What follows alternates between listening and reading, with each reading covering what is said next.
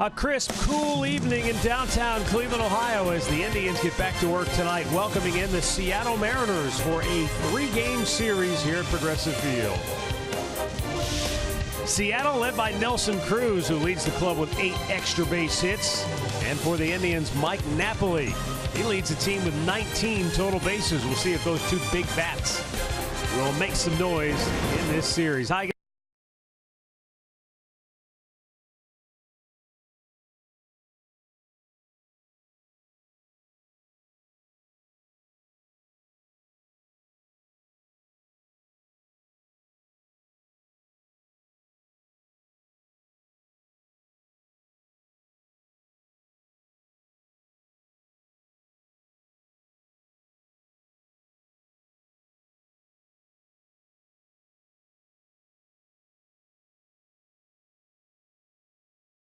home, just 1-5 record, 1.8 runs per ball game. You're not going to win many games at all doing that, but on the road, a totally different team. Over 5.5 runs per ball game. They hit the long ball, and for whatever reason, I mean, the Indians did that last year.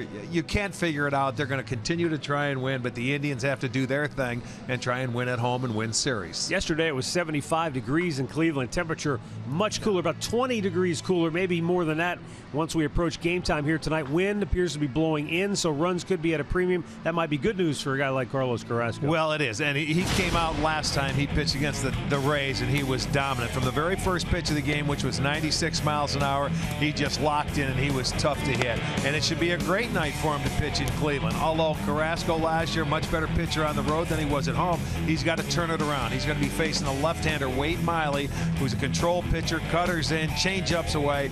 Last season with the Red Sox, 11-11, and he's off to a slow start this year, but we'll see what the Indians offense can do against a left-handed pitcher again. Yeah, Wade Miley will be making his first ever start here at Progressive Field tonight.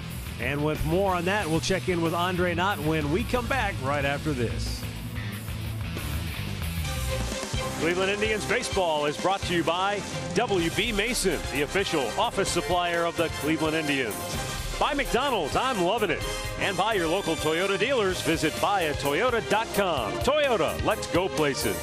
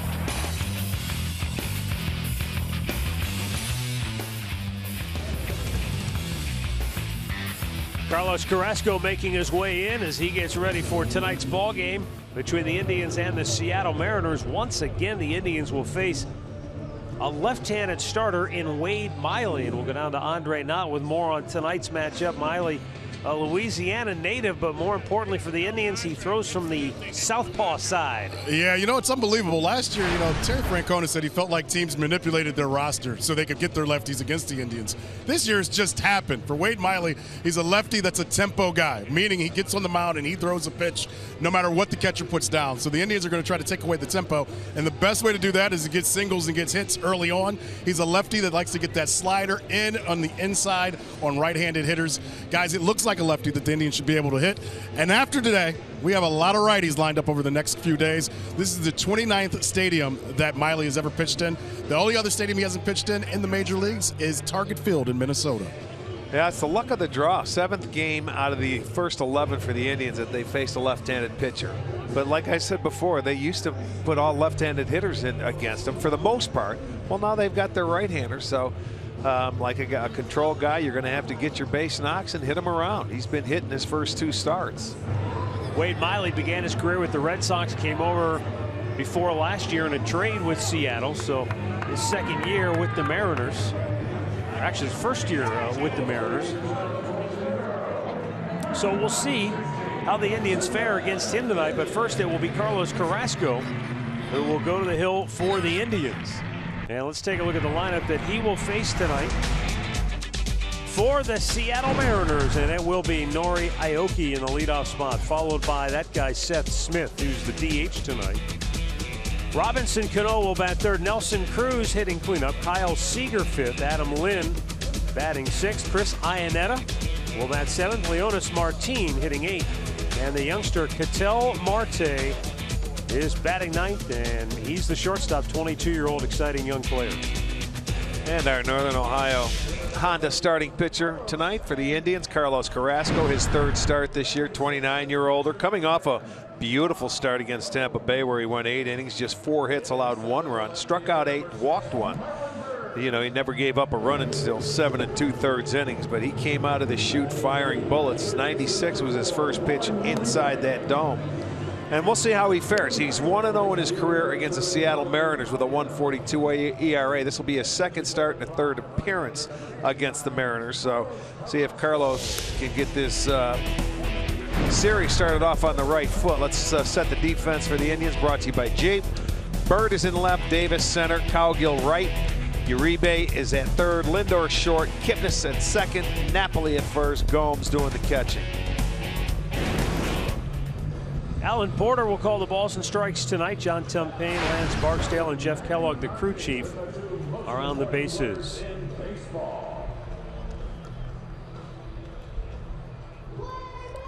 NORI AOKI will lead it off for Seattle as he steps in to start tonight's game against Carlos Carrasco.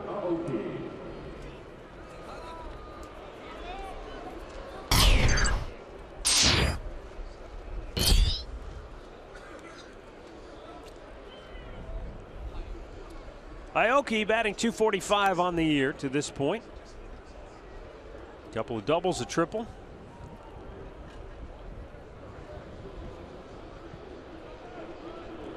In on the grass at 3rd is Juan Uribe.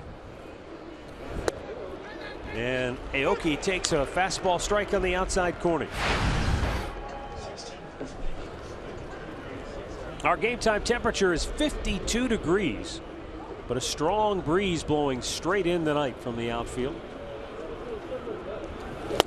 AOKI cuts and misses the count quickly, 0-2. Well, he was geared for that 95 again, and Carrasco chose to throw a little 2-seamer going down and away, and you see why he was on that front foot way out in front. Now the 0-2 offering is in the dirt, and AOKI takes for a ball.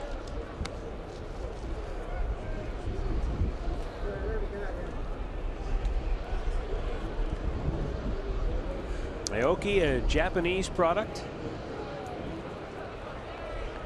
First year in the big leagues was 2012 with Milwaukee.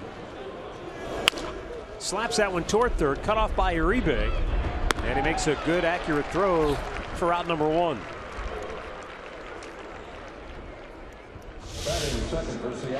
Keys to the game are courtesy of Wayside Furniture. Carlos Carrasco will have to match up with the left-handed power bats of Seattle. And we'll see what the Indians can do in terms of adjustments as they face left-hander Wade Miley tonight. Yeah, you look at that going back to the first one. Seattle left-handed, 7 left-handers in the lineup tonight. Seth Smith off to a good start, hitting .318, a homer, 4 driven in, 1 double. And Carrasco with a fastball in there for strike 1.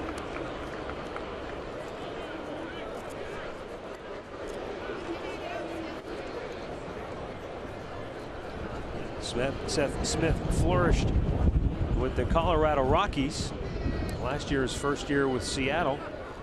Hit a dozen home runs, drove in 42. Cuts and misses at a good low fastball. It's 0-2.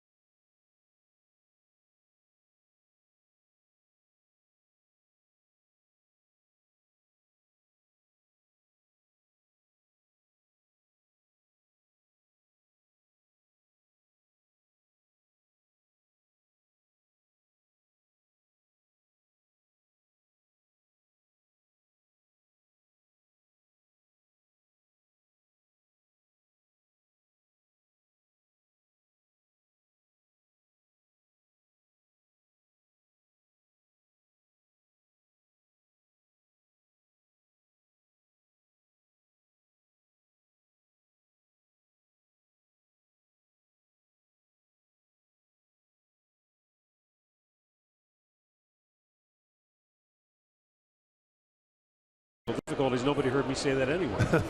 I did. And you know what? I'll bear with you, my friend.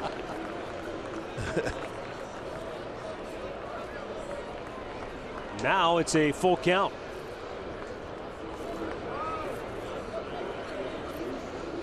Three on the right side of the infield for the Indians, and Smith goes the other way towards center field. It will drop for a base hit.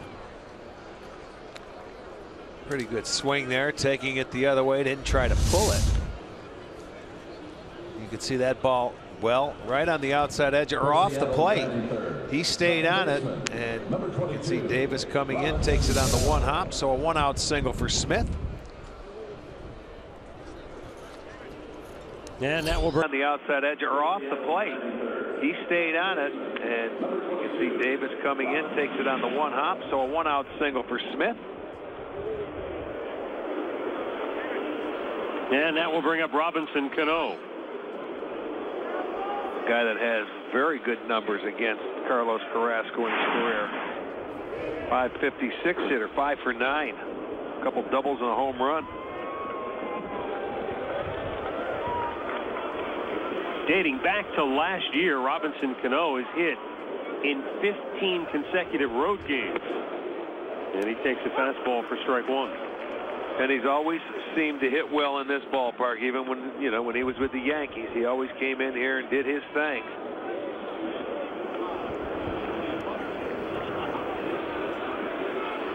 They got another guy in the lineup that likes to hit here as well, Kyle Seager. In the dirt.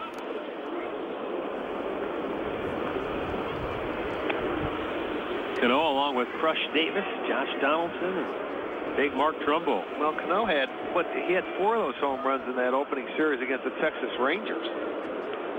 That left-handers love to hit in that ballpark, and it was warm down in Texas. You still have to hit them. Just outside.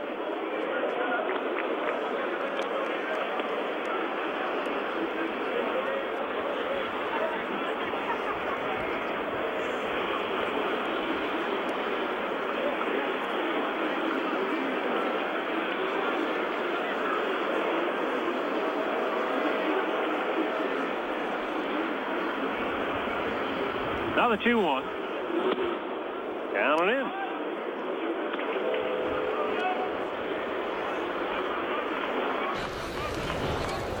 Hard to believe this is Robinson Cano's 12th major league season. He debuted with the New York Yankees back in '05. Well, he's approaching that 1,000 career RBIs. He's 7 short of that, so that's a heck of a number right there, I think. Up and out of play to the left.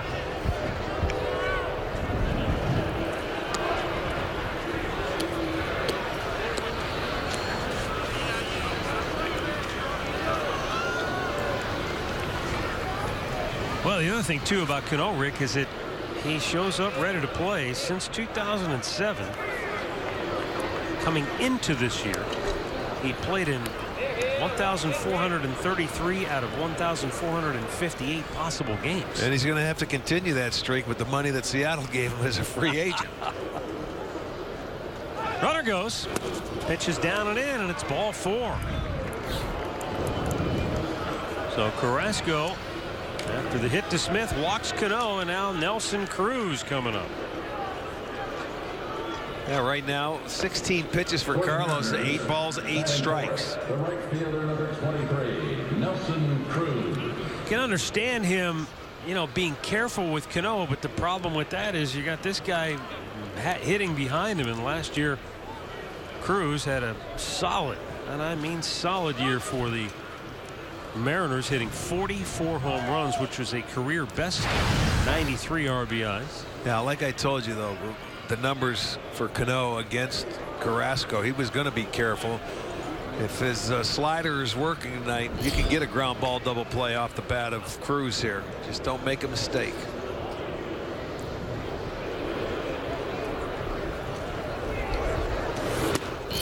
And a low fastball catches the bottom of the strike zone.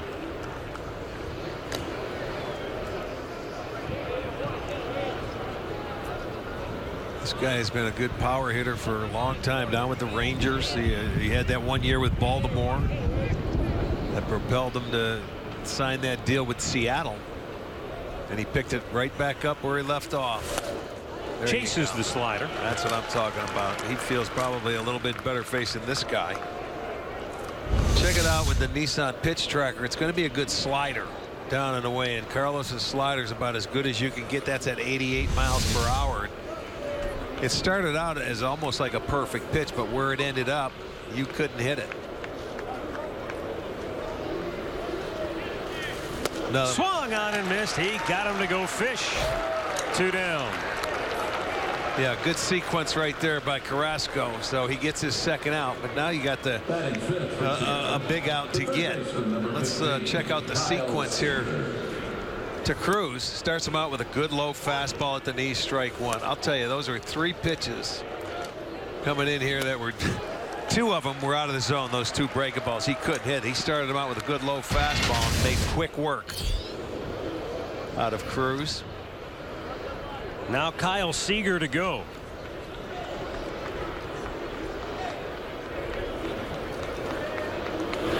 Seager has good power. He's at 20 or more homers in 4 straight seasons.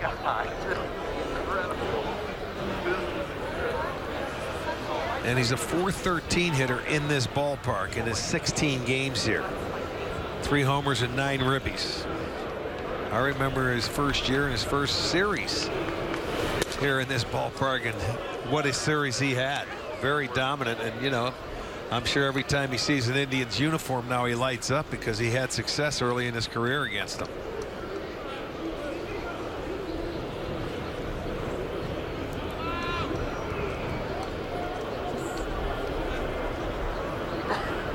I can do this. I can do this.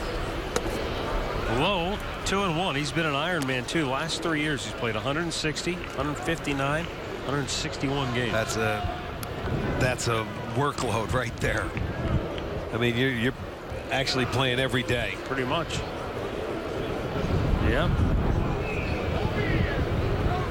That's an Ironman nowadays. Smash towards second base. Kipnis with the flip to Lindor, and the inning is over. Santana gets out of a mini jam. The Indians are coming to bat.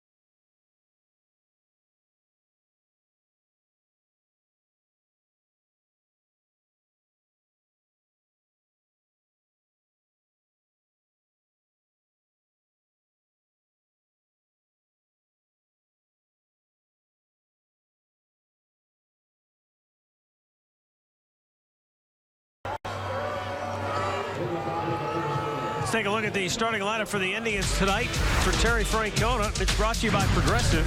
Rajay Davis leading it off. Jason Kipnis will bat second, hitting .297 to start the year.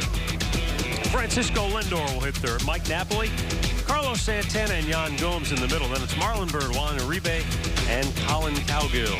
Tonight's Northern Ohio Hyundai starting pitcher. It's going to be Wade Miley for the Seattle Mariners. He's 0-1 in his first 2 starts this year, coming off a loss to the Rangers.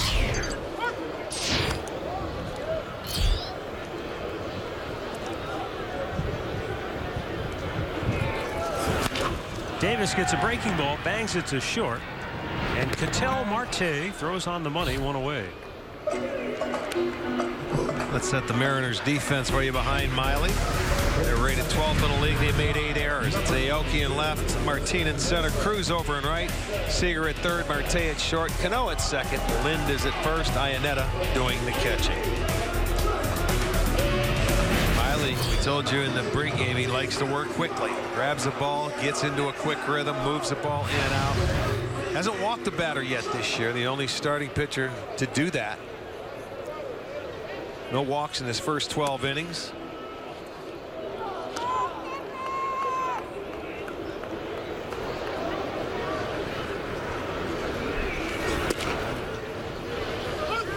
Jason Kipnis with a homer, 5 driven in, 4 doubles.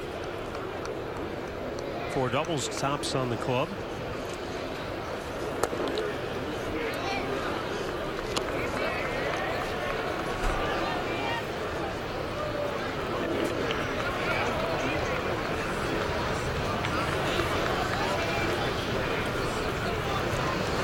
Wade Miley makes his home in Loringer, Louisiana.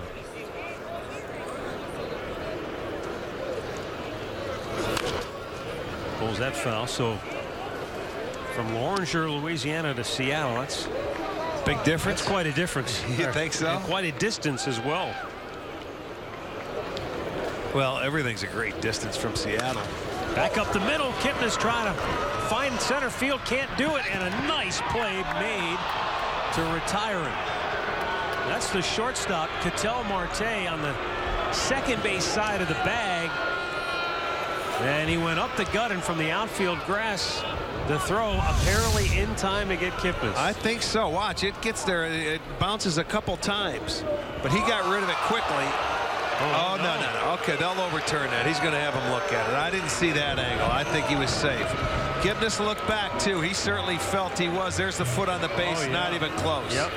They'll overturn that. That'll be a base hit for Kipnis. No question. You know, he felt it just by the look of Jason after he passed first base. He felt he beat it.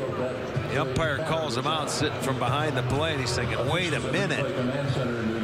But I don't think this will take long, because we just that look from center field was definitive. Well, and again, there's where, you know, the hustle down the line, able to beat it out. Well, you know, they had 3 guys over on the right side of the infield for Kipnis on that at bat. You don't see that a lot. At least I don't see it. He was swinging a bat to left field very good in a series, but. Well, he's been a guy that's used the whole field so much. And he hustles down the line almost every time. But that ball, 2 things. One, it took a long time for that ball to get up the middle, and it took a long time for the throw to get to first base. He got rid of it quickly, but he didn't get it. He couldn't get anything on it because he realized he had to get rid of it in a hurry. So by the second bounce, Kipnis had time to beat it out. Yeah, I don't know why this is even taking so long. Well, there are plenty of replay angles available that show the ball clearly. It took us what? It took us 2 angles. Safe. Thanks. Crew Chief Jeff Kellogg gave the signal that he is safe. Here's the look again from center field. He comes down. The foot is definitely on the bag by the time that ball gets into the glove of Lind at first base. So a base hit for Kipnis. 1-out single. Same thing the Mariners did in their top half of the first inning at the 1-out hit. That will bring up Francisco Lindor.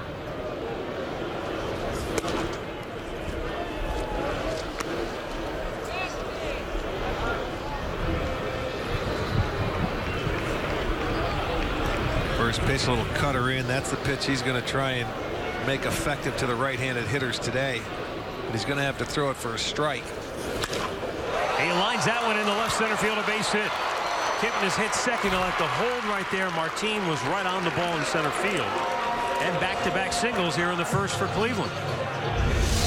Well, Lindor put a nice swing on a changeup right there. It was middle of the plate and it was down. And he kept his hands back nicely, strokes it into left center field. So back-to-back singles have the Indians in business here in the bottom half of the first inning. It'll give Mike Napoli an opportunity.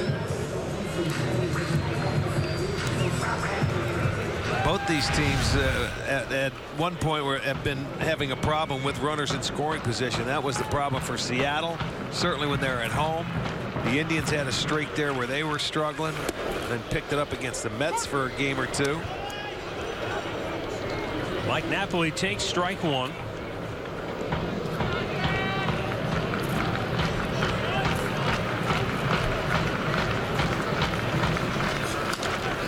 Swings at the breaking ball and bounces it to third. They get the force and they turn the double play to end the inning. Lind saved him. Boy, nice play by Seager to stay with it at third, and then Lind bails him out on the other end, and the inning is over.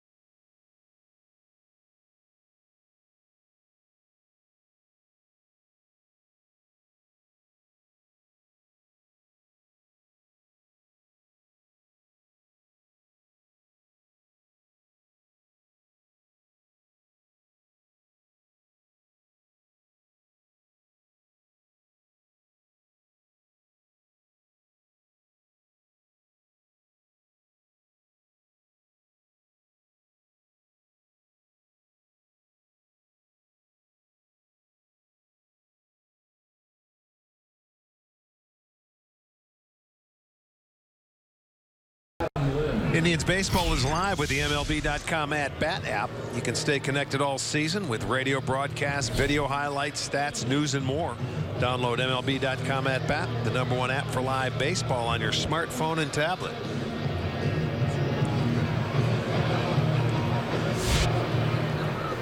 Leading off for Seattle will be Adam Lynn.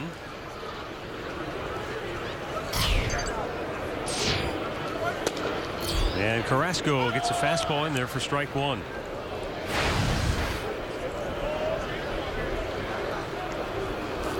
Carrasco a perfect 6 out of 6 on first pitch strikes so far tonight.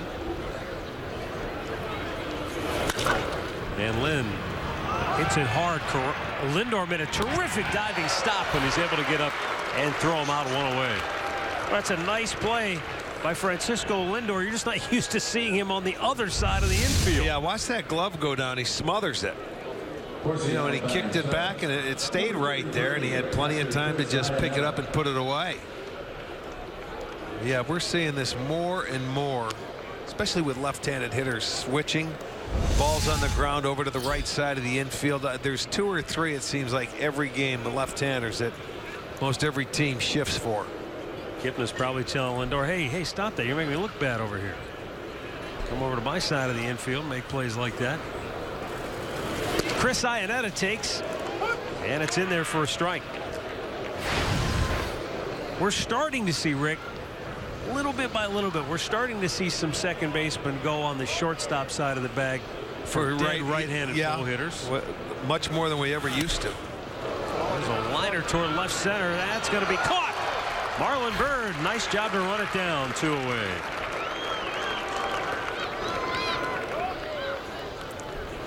Boy, Iannetta hit that one right on the screws. Yes, he did. He sure did, but right into the tracks of Byrd in left field.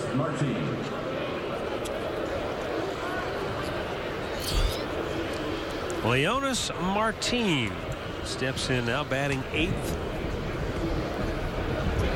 Our Levin Furniture player profile. Martin left Cuba during the World Junior Baseball Championship in Taiwan. Bunts it off the plate, and it will go foul. So many of the Cuban native stories as far as how they got to the United States are they all have the similar thread in that they fled at some point, and the rest of the details are a little bit sketchy, but a lot of them are sometimes harrowing. None of them are simple. None of them are as simple as, hey, I'm leaving, and I'll let you know when I get there.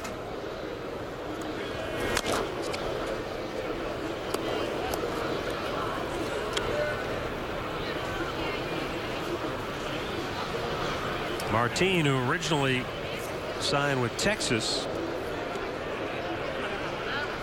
came to the Mariners along with Anthony Bass in exchange for big right-hander Tom Wilhelmsen.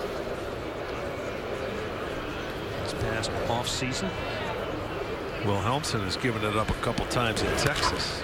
High pop left field. Marlon Byrd barely has to move this time and makes the catch. On 7 pitches, Carlos Carrasco cruises through the 2nd inning with a little help from Francisco Lindor.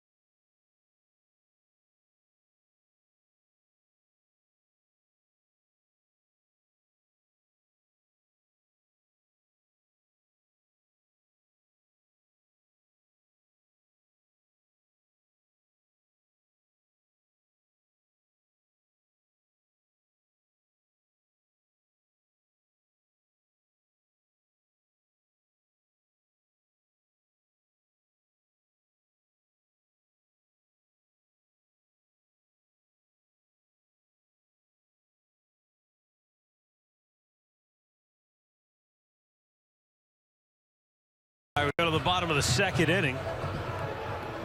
For the Indians, Carlos Santana, Yan Gomes, Marlon Byrd due up.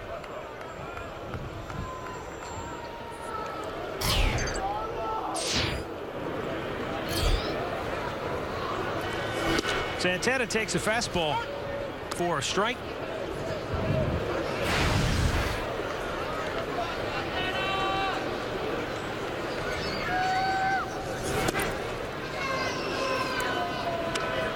There's your 3 men on the left-hand side of the infield. Yeah.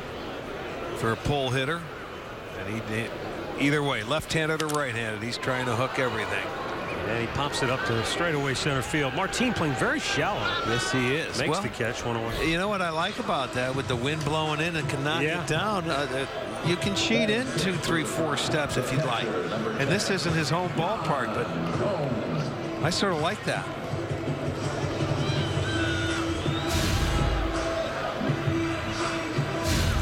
Arcia in the driver's seat shows you that Yan Gomes has had great numbers against Seattle in his career with a .295 average, 17 games, 6 homers, and a dozen driven in.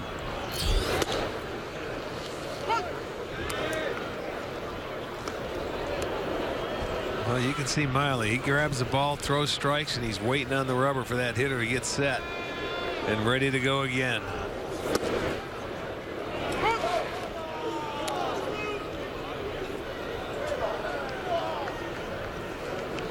Miley quickly ahead of him, 0-2.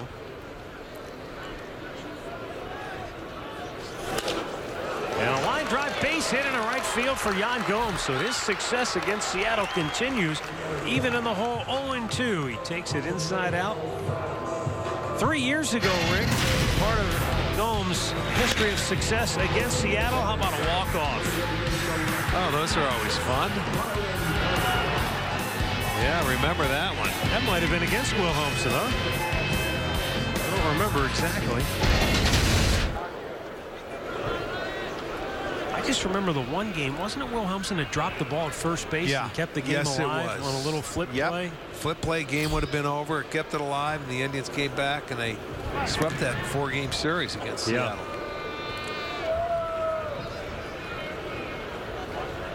So Gomes aboard with 1 out for Marlon Byrd.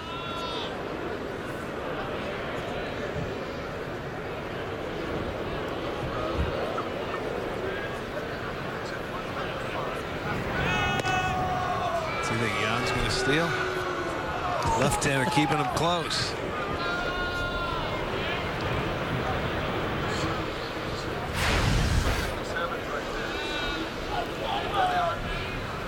Yeah. So that was that same game, Rick. Wilhelmsen dropped the ball to keep the game going. Blew the save, but the home run was off Charlie Furbush. Oh, the Gomes left hit hand. to win it. Okay. Yeah, extra innings. Gotcha.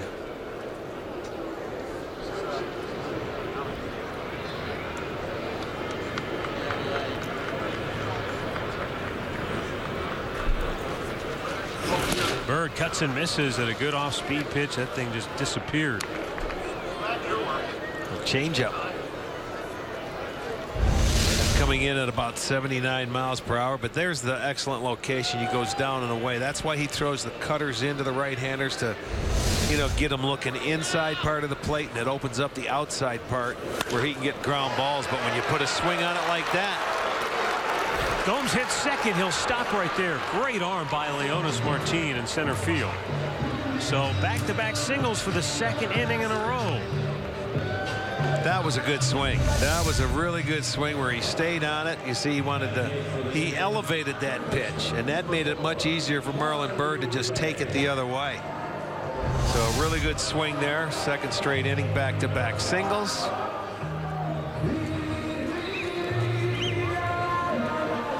Those singles coming on 0-2 pitches. So Miley trying to, he's not messing around trying to waste any pitches. He's going right at him. So back-to-back 0-2 hits.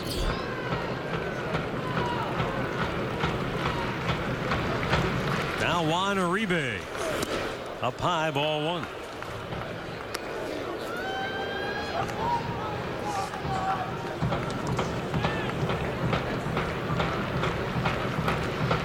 Uribe off to a slow start, but swinging the bat much better. He's 4 for his last 9 on the homestand.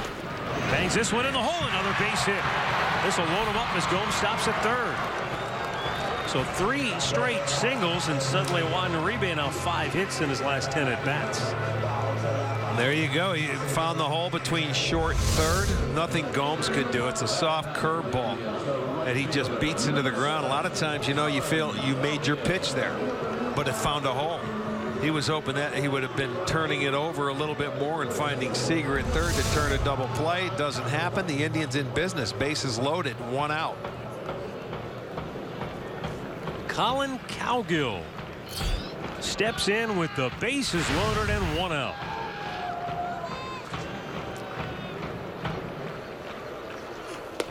And it's down low, ball 1.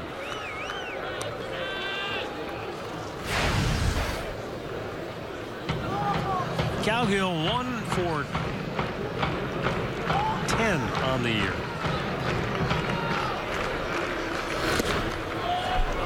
Pitch is in there for a strike. I'll make that 1 for 9. Got some disputing numbers here. One says 1 for 9, the other says 1 for 10. Whatever the case, he's got 1 hit. Whatever the case, it'd be a nice time to pick it up and get a base hit here and give your team the lead. Sacrifice fly anyway to get Gomes in from third. Now Miley wants to talk to Iannetta.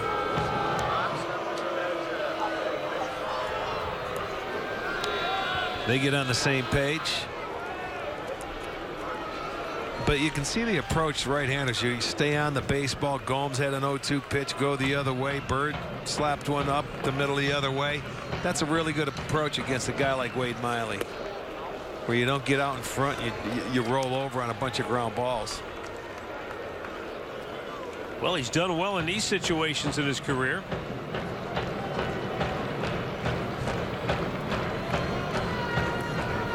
Two-one pitch. And Miley taking a little something off to even it up at 2-2.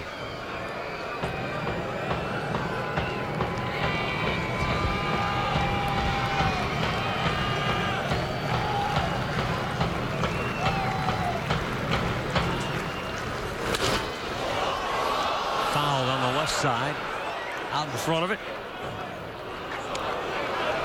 Gave it a pretty good jolt.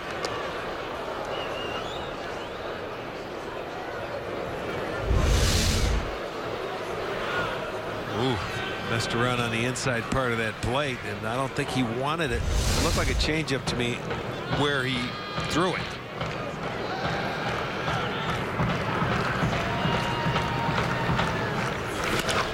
Cowgill bangs it to third. Seager goes to second for 1. Cano on to first. An inning-ending double play. Second inning in a row. The Indians have something going, but they hit into a twin killer and were scoreless after 2.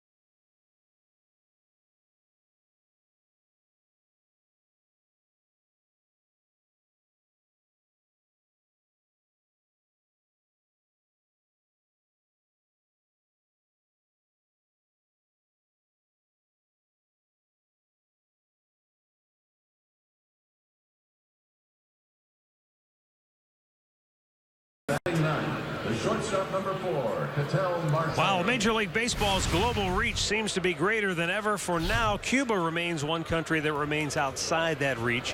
Watch the special documentary, Cuba, Baseball's Final Frontier, Sunday at noon, right here on Sports Time Ohio.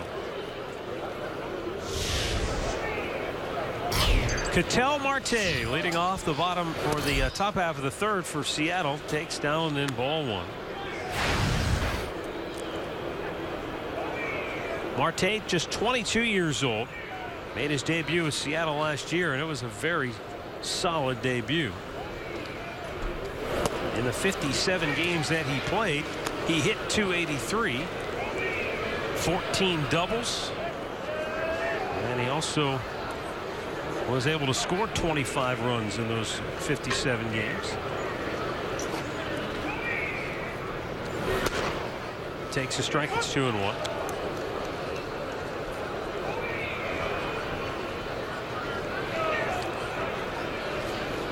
Maybe it's the way he stands upright in the batter's box, but he looks a lot bigger than the 6'1" he's listed at. You remember Brad Miller, who we saw down in Tampa, they traded him from Seattle.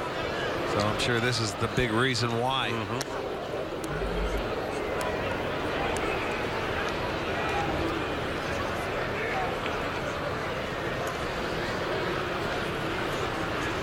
.351 on base percentage last year, 4th best by a rookie in Mariners history. Only one's better.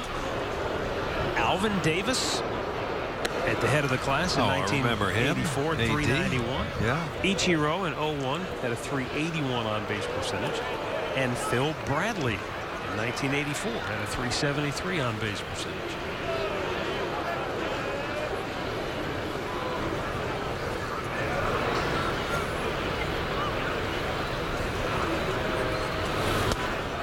Missed outside, and a full count. Ichiro, much like some of the Cuban players that we were just talking about a moment ago that they've come to play in the United States, they're not your typical rookies, and that they've played a lot of baseball. Yeah, no doubt. Slapped the other way. This might be trouble down the line, and just foul into the corner.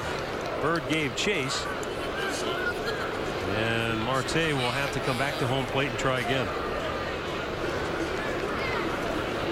Well, that thing had a lot of tail to it, as it almost slaps it that way, but it tails foul. Good look at that, and that's why Bird is playing shallow and left. It's not like he can drive the ball to left field. You got Davis in center, that's shallow. Wow, he walked him. Second walk issued by Carrasco, and normally this is not something that he does very often. He only had walked 2 in his first 2 starts. Now stepping to the plate for the Our stat of the game brought to you by Buick. Here's 4 Cuban-born players who played for the Indians. Danny Baez, of course, most recently. The immortal Joe Askew. Yeah, Joe, big Joe now lives in Kansas City. Of course, we know El Tiante and Vinny Minoso. Top of the order, Nori Aoki, but first to throw to first, driving Marte back. Yeah, that's the one thing you don't want to do, is walk that 9th place hitter, because Aoki, a guy that, you know, can handle the bat. I'm not quite sure the speed of Marte yet. I know he has 1 stolen base and he hasn't been caught yet, but this would be a good duro to start the runner, where Aoki could slap the ball. Last year he had 8 steals, was caught 4 times, which tells you he's got pretty good speed, but you got to learn how to steal bases at the major league level. You know, because the pitchers here, as we mentioned so many times, do a great job of controlling the running game here compared to in the minor leagues. But they even do a nice job down there.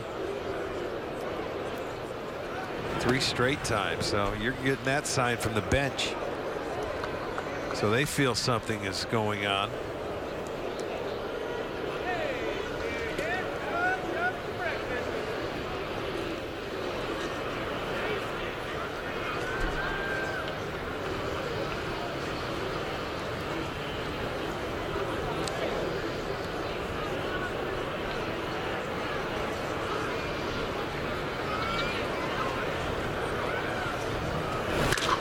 Chop towards second, might be 2. Kipnis to second, 1. Lindor's return throw. Not in time. Aoki just did beat it out.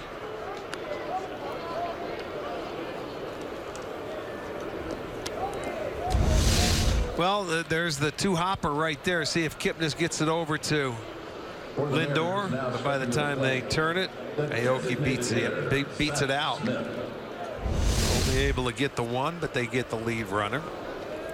Looked like that big hop forced Kipnis to have to kind of lay back on it. That sometimes is all it takes. The difference between turning it and beating it up. Yeah, depending on the speed of the hitter. A left-handed hitter getting out of the batter's box that can get down the line okay. Here's Seth Smith, a single his first time up and a good at bat. Lined toward left center field for that base hit. Up and away, ball 1.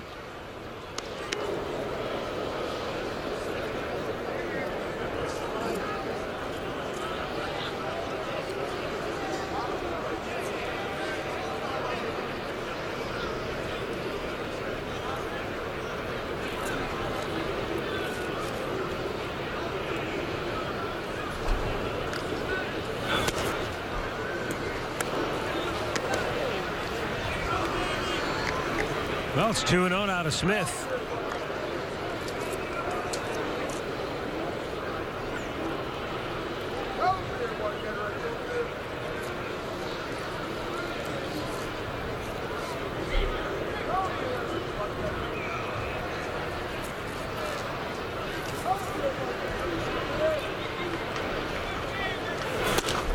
And he missed again. 3-0.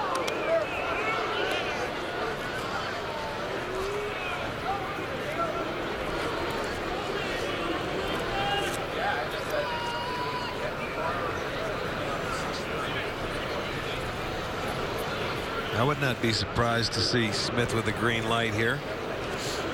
One of their better hitters going right now on the road.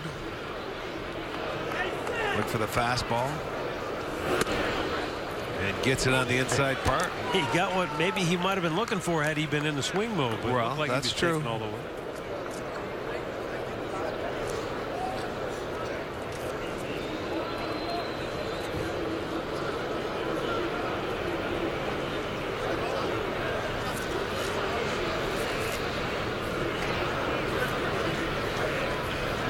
Now the 3-1.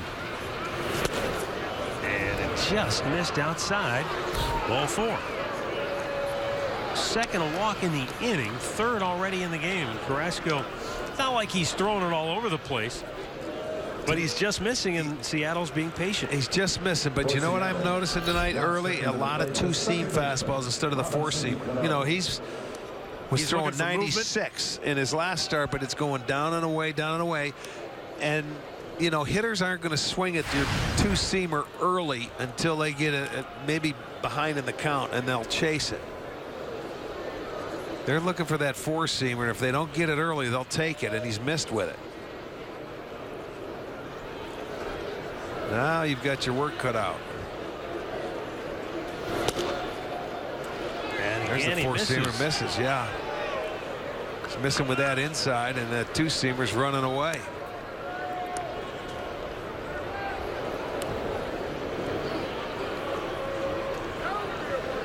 Concerned Mickey Callaway looking on with 2 aboard and 1 out.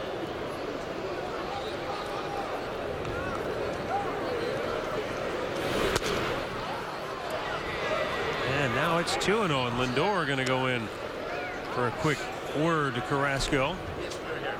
That'll give me an opportunity now to send out a very special birthday wish to Helen Molnar, who is turning 99 today down in Youngstown. She's a big bingo player. Nate Genoso's grandmother. Helen, a very happy birthday to you. Well, 10 out of 16 have been out of the zone in this inning for Carrasco.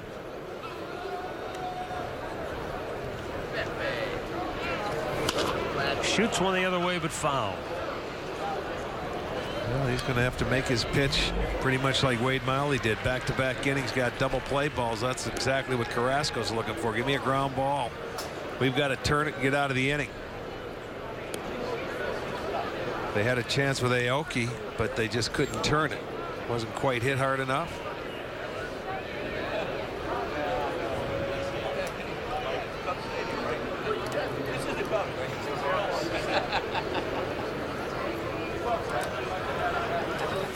Cano pops that one out of play.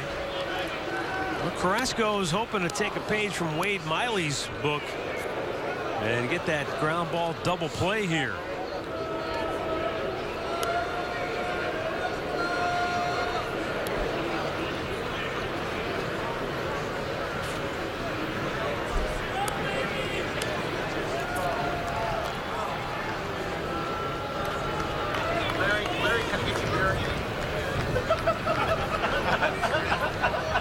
Now the 2-2.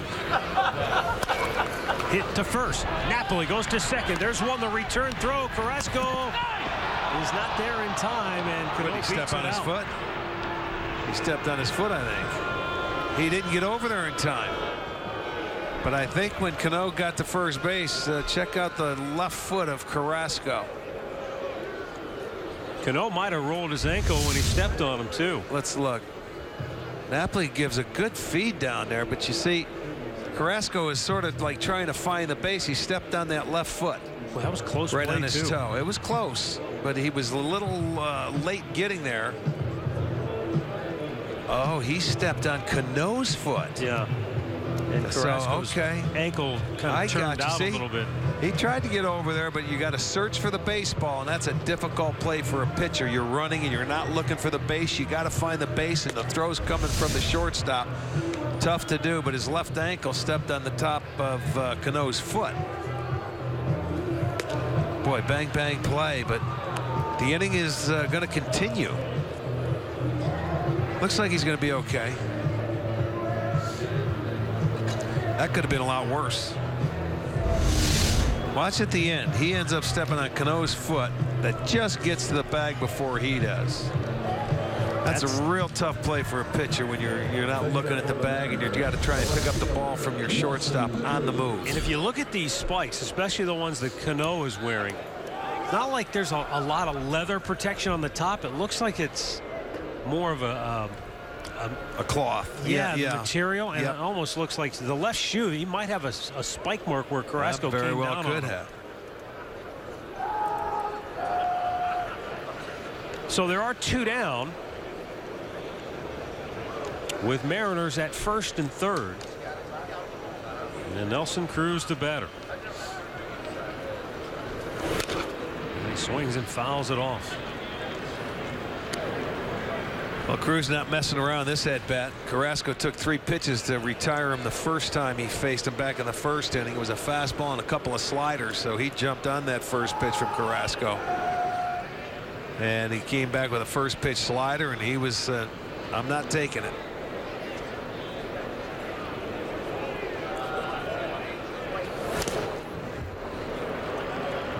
So once again, 5 pitches to Cruz tonight, all 5. 4 swings and 1 called fastball. There's a 2-seamer in. Goes off the glove of Gomes.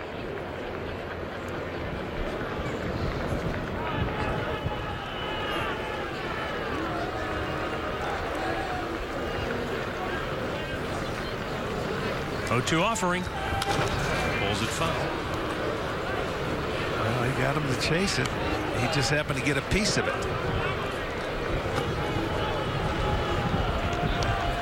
I would not throw him a strike right yet. Don't think you have to. You've already proven to him you can. You've got him swinging. Expand it, go off the plate by 4 or 5 inches.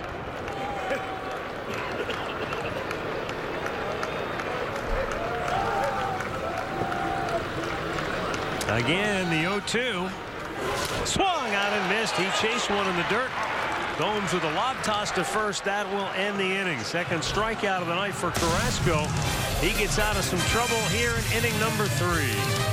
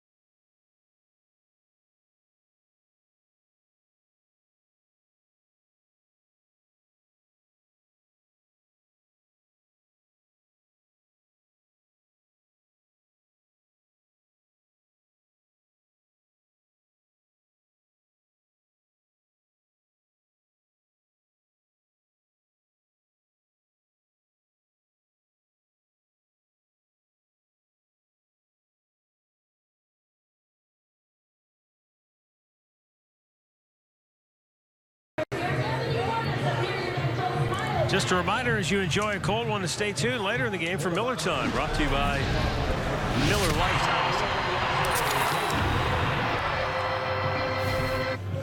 A moment to kind of take a deep breath in the dugout for Mickey Callaway and Carlos Carrasco. He's had some trouble, but so has Wade Miley, but both pitchers have been able to navigate their way through so far.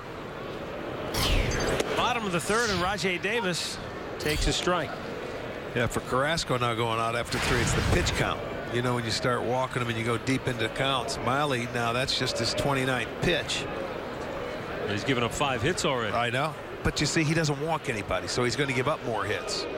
Coming into the day, he's given up 17 hits into 12 innings before this game started, so it's 22 hits in 14 innings. Rajai Davis grounded out to short, his first time up. Drives this one foul down the left side.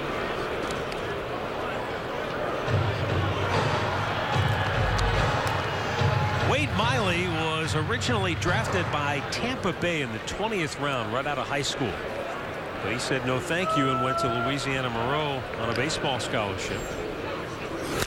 Right at the shortstop. Marte backed up. And a close play. It's safe at first. Well, at shortstop, you don't have a lot of time to boot a ball and then get a base runner. And Davis is no ordinary base runner. I mean, he jumped right on that ball. He turned sideways because it was hit hard. And you can see he dropped it, picked it right up, and fires a seed. But Davis beats it out. It's going to go as a base hit. That's kind. Base hit for Davis. Hit number 6. So an infield single starts the inning, and Jason Kipnis to the plate.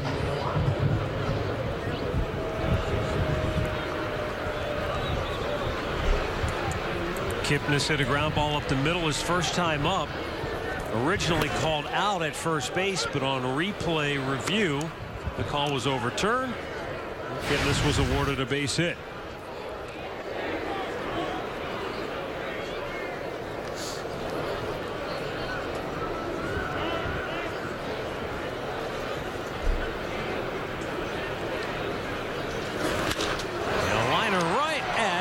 He'll step on second, an easy double play. The 3rd straight double play in an inning for Seattle. Wow. He got a 5-3 double play, steps on 3rd, throws to 1st, and a nice pick by Adam Lind. And you're going to get a 5-4-3 to end the 2nd, and now a 6-3. Steps on the bag, goes to 1st. Holy smokes, that's the way you pitch out of it. And he's doing it on very few pitches. Big curveball, and it drops in for a strike to Francisco Lindor. Lindor singled his first time up.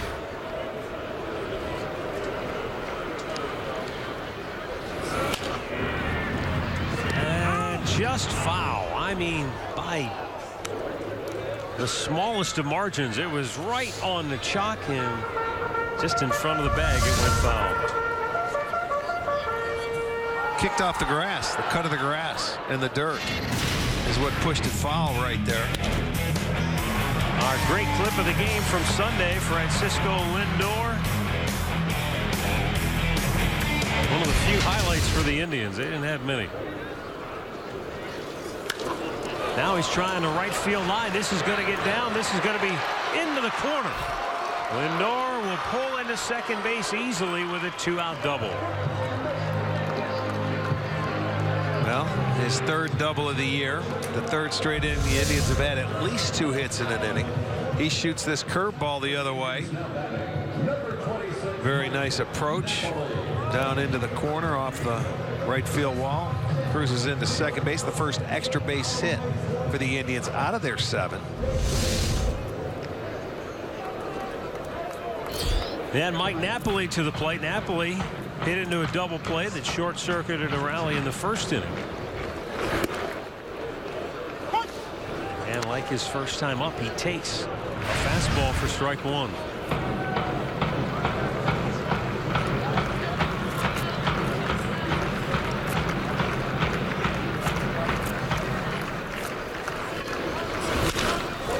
to center field. Well hit. Back is Martin. It's over his head. And one hops the wall. LINDOR scores, and the Indians take a 1-0 lead with their third hit in the inning.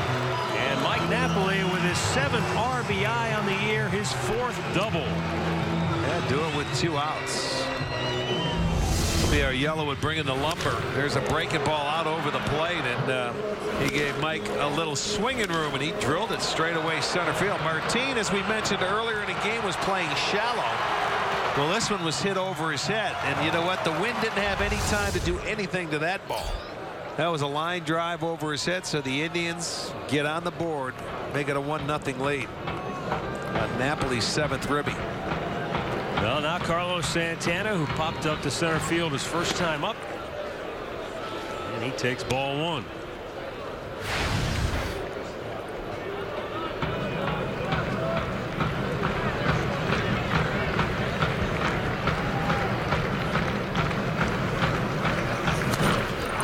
Back out of play. 1 ball, 1 strike.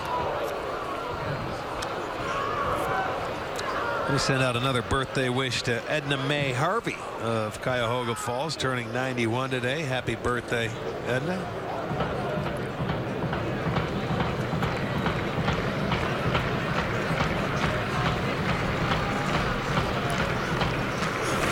Down in the dirt to Santana.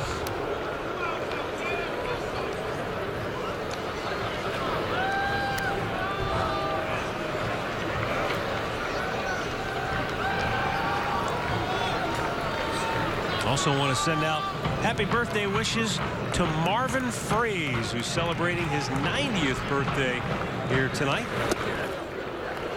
Not here at the ballpark, but he is celebrating, watching at home. So happy birthday, Marvin.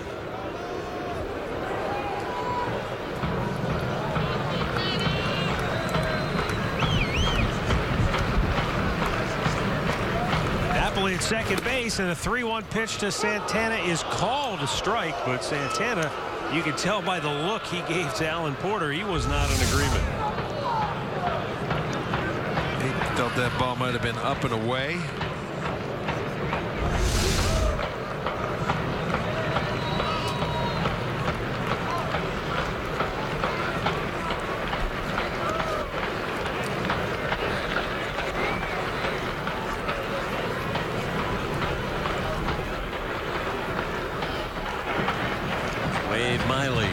Checks Napoli, payoff pitch. Santana blasts it to deep right field. CRUZ makes the running catch on the front edge of the warning track to end the inning. But the Indians overcome their 3rd double play of the game already to take a 1-0 lead on the RBI double by Napoli.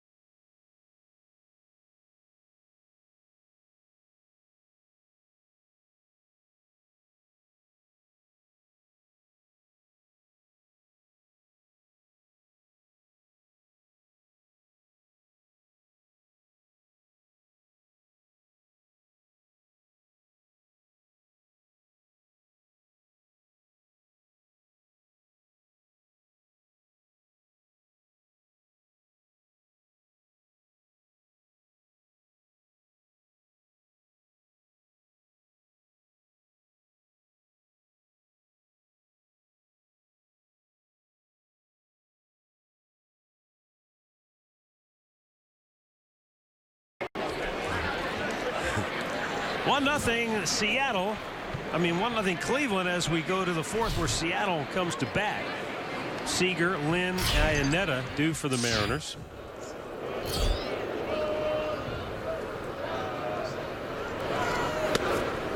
By the way, that run for the Indians in the bottom of the third, the first run for the Indians in the third inning this year. And it came at just the right time as they finally get on the board. Seager lines one just by a diving Uribe. Boy, from my angle here in the press box, that was very close to going into the glove of Uribe. He hit it too hard. Just by him. I know it. He did not have time to react. It was almost like, I don't even think he had time to take a step, to be honest with you, because he hit it hard and it was just like, let me try and fall that way and catch it, but it was by him by the time he could get there. So a leadoff single for Seager.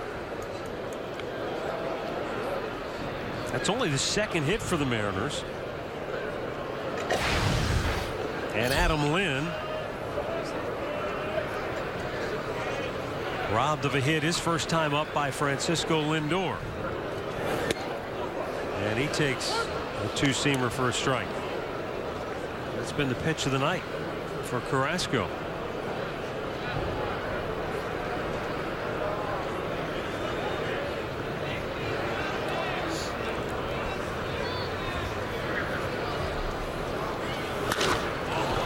Hit in the air to center field, but Davis barely has to move at all.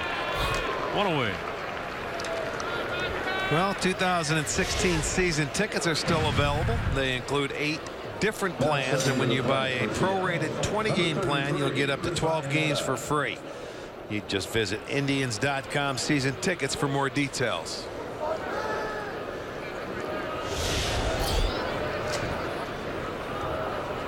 Catcher Chris Iannetta flied to left in the second inning.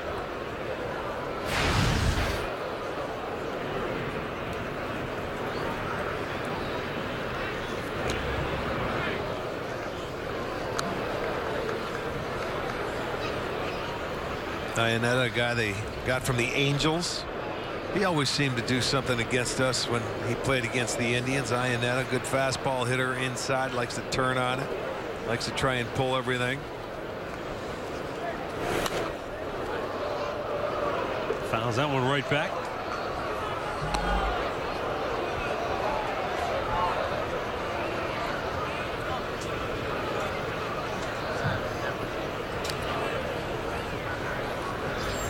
Iannetta just turned 33 years old. Not sure if that's why he's wearing the number 33, but hey, if it works, go for it.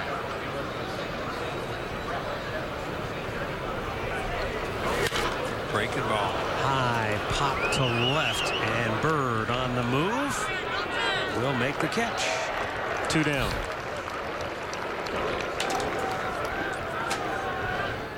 April in the OH continues tomorrow night here at the ballpark against Seattle. Indians live with Alan Jensen kicking off at 5:30, and the first pitch at 6 right here on Sports Time Ohio. April in Ohio, presented by Meyer.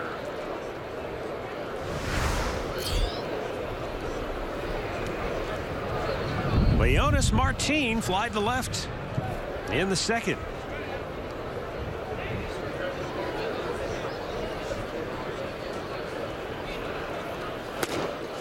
Pitch is outside.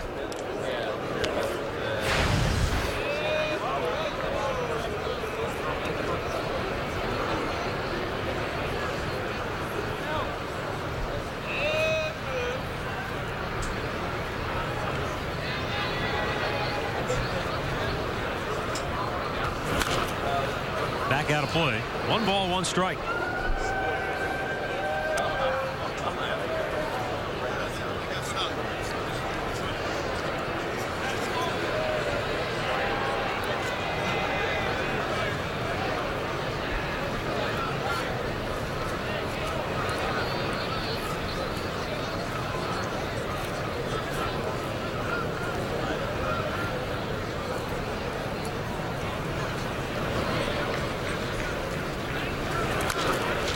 stifles that foul. I think the hardest aspect to try and understand for a Cuban baseball player is that you have these hopes and dreams and aspirations. They have the same, you know, that a lot of us grew up with, trying to get to the major leagues, play professional baseball, whatever the case may be. But for them, their only shot is literally to leave everything behind. Yeah, that's true. And in many of their cases, and you're on your own. You don't get to see them again. Well, you would expect not to if you have to leave there. Yeah, I mean, I remember Joe Askew telling us a story when he defected and came over to the United States when, you know, he started to play with the Indians. It was, yeah, your parents, here's a little bag, there's some money in there, don't tell anybody, and good luck. Good luck, yeah. 1-2 pitch, down and in. Yeah, you're on your own. You better make it. You know, you're battling by yourself, learning in a new country, new people. Even though the one thing you do know is baseball. So you better make adjustments quickly. And because the defection process is so muddled, a lot of these players are really taken advantage of. Carrasco gives up a leadoff single and then goes 1-2-3, striking out Martin. Indians lead it 1-0.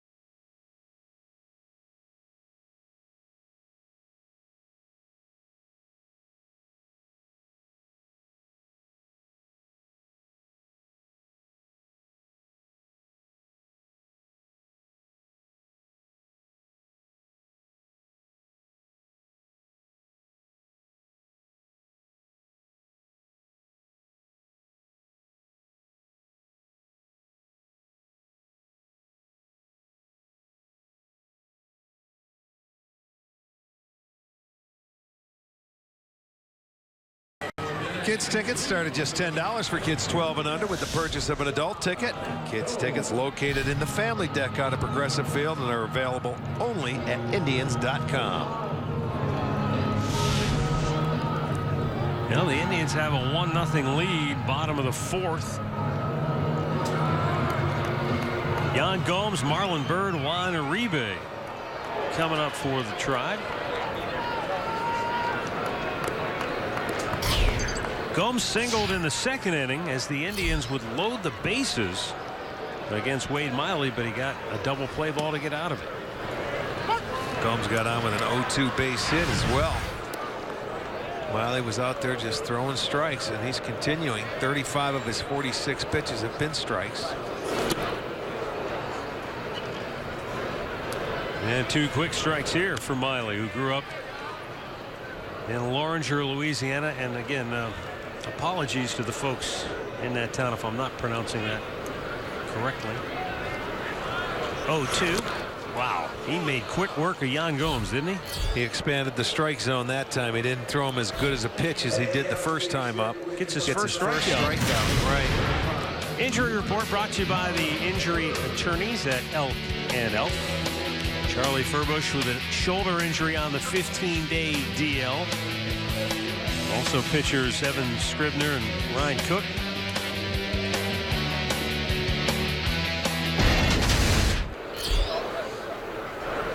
Well, up comes Marlon Byrd. Wade Miley's hometown has about 5,000 people. He says, quote, "There's a whole lot of nothing. Got a grocery store, a gas station, and a school, and that's about it. No stoplights. We do have a caution light, but that's it." 5,000 people and no stoplights, huh? Just one caution. They don't even have a subway yet, he said, like a sandwich store. Oh, I thought you meant underground. No. They do. Those are called sewers. I don't know if they have them. They might not. No, You're they right. don't. I don't think so. Getting too close to the bayou country down there. Got gators. He said the folks there make about a 12-mile jaunt to Hammond, Louisiana, to get to the nearest chain restaurant or supermarket. Swung out and missed, 2-2. What's that, McDonald's? Yep. McDonald's, Walmart, places like that.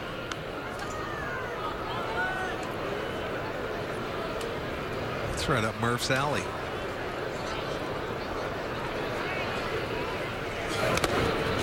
Fouls that one off. After he turned down the Tampa Bay offer of being a 20th round pick, went to Louisiana Monroe, and he ended up being a #1 compensation pick of the Diamondbacks in 08. So obviously certainly enhanced his. Line drive single to left for Marlon Byrd, and he's 2 for 2. Well, the Indians, that's their 9th hit. Byrd, his 2nd. He gets the change up again. It's down and away, and he pulls that to left field.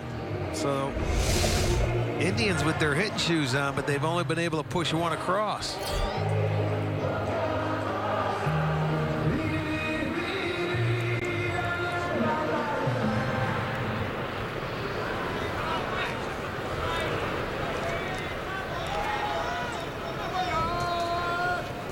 Up comes Juan Uribe. He had a base hit to left his first time up. And it's up high, ball 1. So far tonight, the Indians have 5 two-strike hits. And that's where they have been struggling. With 2 strikes, a 156 batting average, and against the Mets, they were 185. But tonight, been able to do some damage with 2 strikes. Low and away. Miley wanted that, but that would have been a perfect pitch.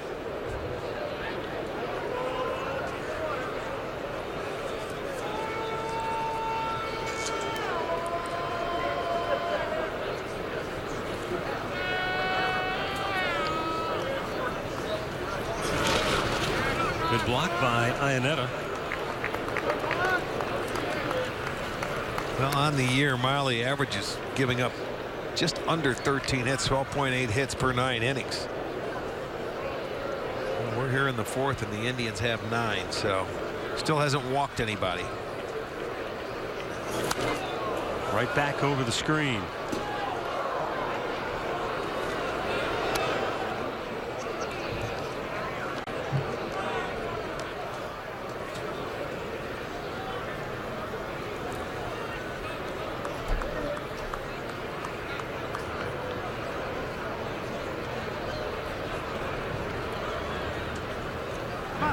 Quick throw. Back is Byrd.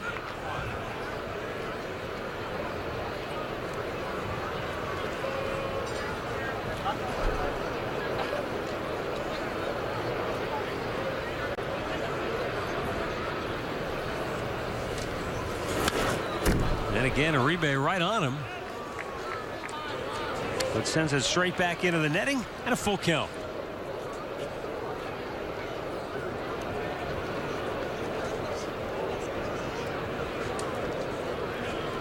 Alan Calgill waits on deck.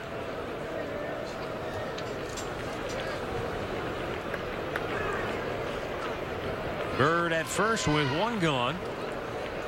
And the 3-2 pitch is low, ball 4. That's his first walk of the year.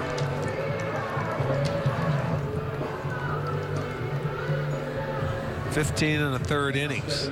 His longest in his career has been 16 innings. But of all people, you wouldn't guess URIBE would be your first walk of the year, would you? Yeah. You know, when you think about it. If you I could could see like a Santana, a Napoli, or somebody like that, but not URIBE. the odds would have been long against it. But he's been on twice, so the bottom part of the lineup doing it now. Kyle Gill, another opportunity. He came up his first time up, had bases loaded, and grounded into a double play. So an opportunity to add on to a 1-0 lead here.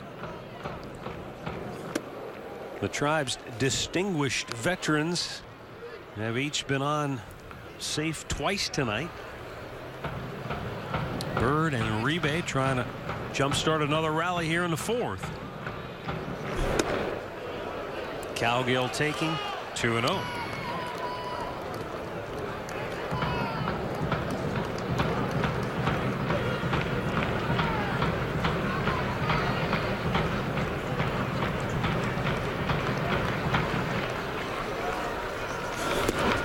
Low 3-0.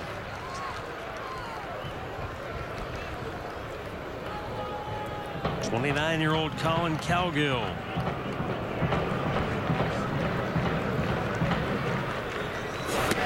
Taking all the way, and it's just above the letters for ball 4, and the bases are loaded. So Wade Miley hadn't walked a batter in his first 15+ innings this year, and he walks the 8 and 9 hitters respectively here in the 4th inning. And they're loaded up for Rajai Davis. Mel Startlemeyer comes out to talk to him, the pitching coach for the Mariners this year. Trying to give him a little encouragement there. You're right. I mean, you go and not walk anybody. You walk the 8th and 9th hitters, and he's got a bases loaded situation now, and he has already had 3 double plays in the first 3 innings, and he could use 1 more if you're a Seattle Mariner. Indians looking to open it up here. They have had base runners galore. By the way, that Mel Stottlemyre you referred to, the pitching coach, it's hard to believe he's 52 years old. I forget how old I am already. But, you know, I think of his dad, Mel Stottlemyre Sr. was pitching coach. It seemed like forever. Yeah. For Joe Torre and the Yankees. Yes, indeed. All these guys that are coaches are now my age. Edgar Martinez, the hitting coach. Casey Candel, who played here for the Indians briefly, is the first base coach. Mike Hampton, the pitching coach. Rajai Davis, second time tonight the Indians have had him loaded with 1 out. Yeah, you almost have to take now. Just he's thrown what, at least 7 straight balls.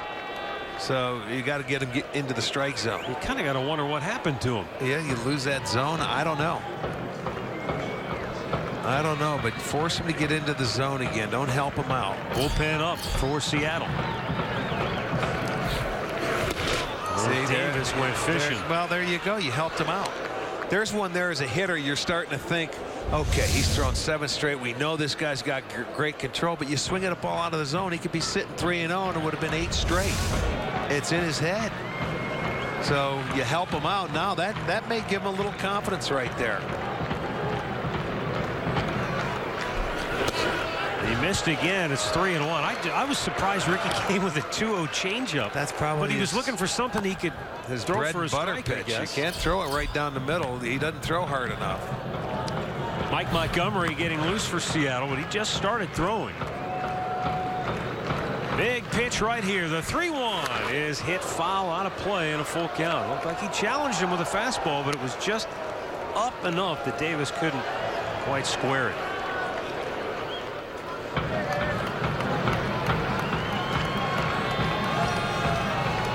So Kipnis waiting on deck. Bird at third, Uribe at second, Cowgill down at first. And Davis almost took Bird with it.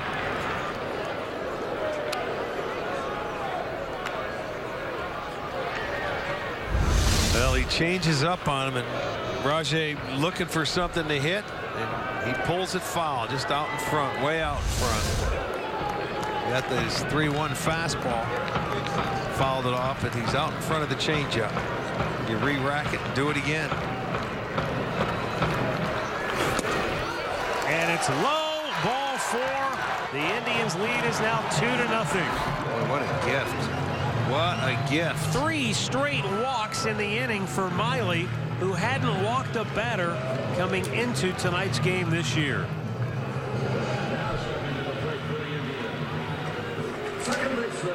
It's a funny game.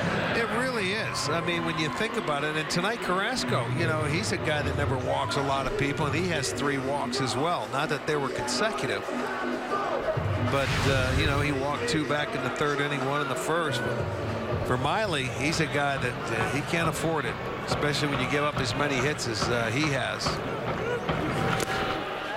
15 of the last 23 pitches he's thrown have all been out of the strike zone. Well, don't help him.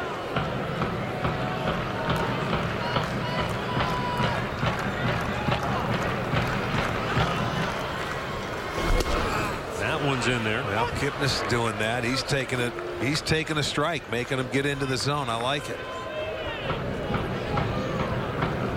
Scott Service, first-year manager, on your right. 1-1 pitch. I always wonder in these types of situations, Rick. We're talking about a professional who's done this his whole life. Yeah. But does it get in his head? Does it become you know, I'm trying to aim it now? Yeah, you try too much to throw strikes, and you don't want to throw a good strike. And yes, it absolutely gets into their head. Oh no. That's a gift. Yeah, I think it was. Down there, Jeff Kellogg, who's the chief, help him out. Take a side look. Oh, terrible. I don't think so. Terrible ball. I don't think so. That wasn't even close to a check, or an offer, I should say. Clearly, he checked it in time. Well, a break for Miley. Can he take advantage of it with the bases loaded? Well, he does. He strikes out Kipnis, and he is hot with Jeff Kellogg, and understandably so. Boy, that could be a huge turning point here in this game. He elevates the fastball right here, and boy, it's borderline. I think it might be a ball. If Kip takes it, it's up out of the zone. He goes after it. Well, that's frustrating when you don't think you swung at a pitch before, and then you get yourself out on the next pitch. Frustrating at bat for Kipnis. See if Lindor can pick him up. He has a pair of hits today.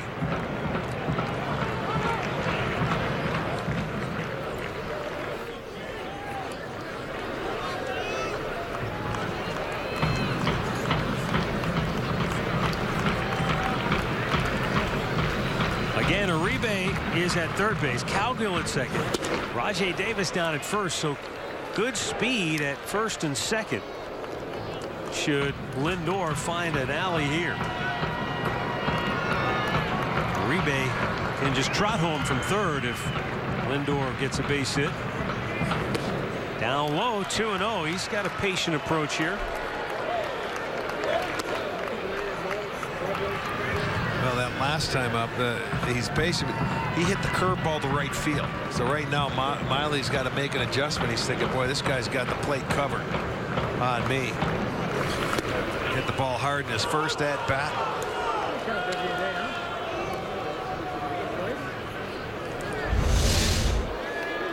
We're going to get this pitch away.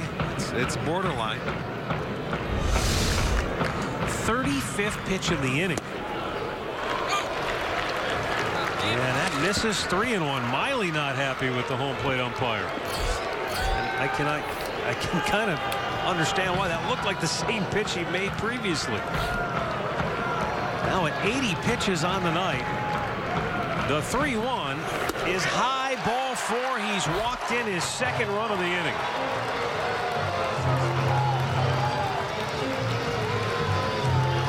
A bizarre inning, to say the least. Miley hadn't walked the batter in his first 15 2/3 innings, and he walks 4 in the 4th. Yeah, that is going to be it. Yeah, he can't figure it out. Cleveland Clinic call to the bullpen has been made by manager Scott Service, and Miley can only shake his head and curse under his breath. See if he looks at the umpire. He's looking down. He's not going to say anything. He's looking the other way. I don't know if he's unhappy with himself more so than anything else, but not a good outing for him. So the Cleveland Clinic call to the bullpen has been made, and it's Mike Montgomery coming on when we come back.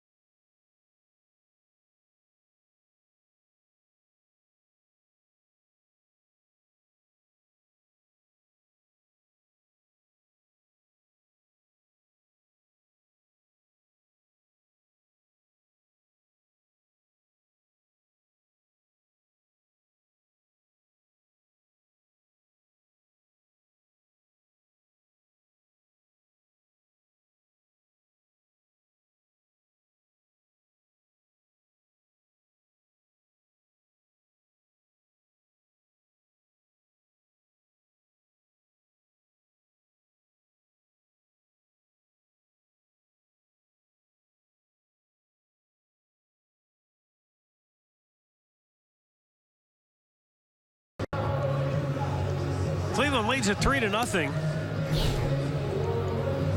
And with 2 outs in the inning and the bases loaded, the new pitcher is Mike Montgomery, on for the 5th time this year. In 6 innings of work, he's already walked 3.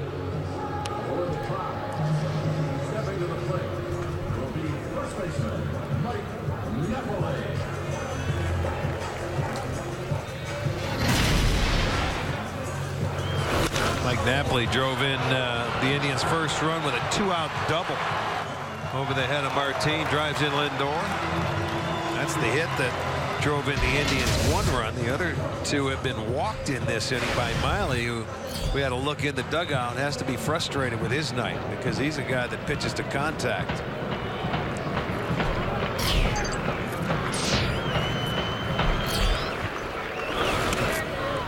Breaking ball low, 1-0.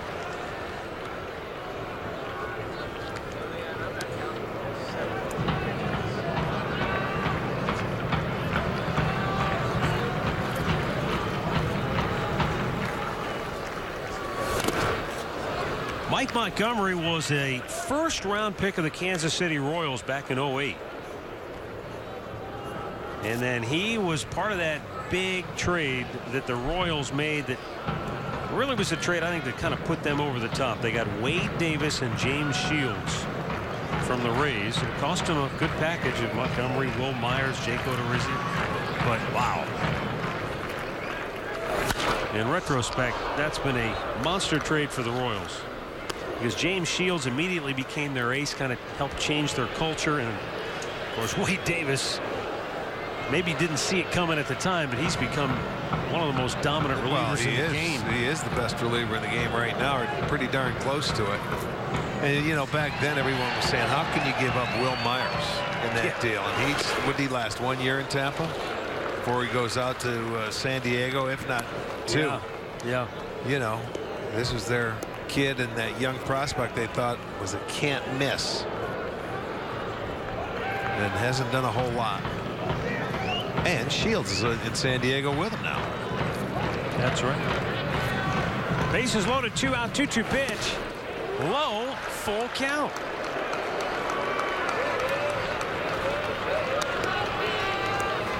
Well, Montgomery's one of those guys, when you think about Nick Hagedorn, big left-hander, power, arm, you think, you know, just if we can get him and get him right and get him to put it all together, you've got something special.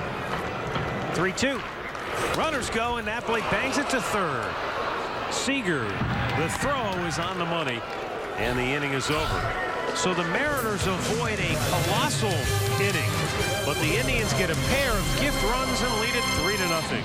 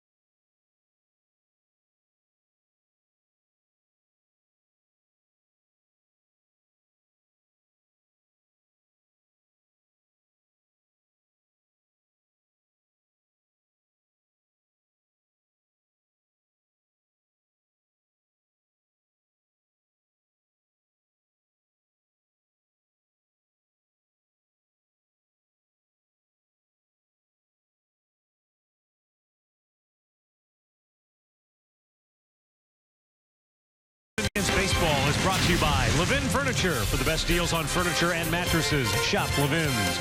By your Northern Ohio Honda dealers. By the Cleveland Clinic. Access anytime, anywhere. And by T-Mobile. Get major league coverage. T-Mobile has doubled its 4G LTE in the last year.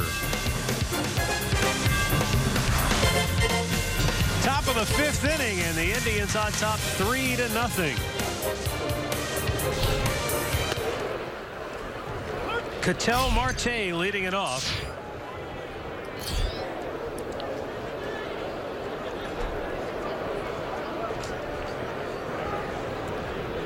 Marte walked leading off the 3rd inning. Slaps this one the other way into the seats. 0-2.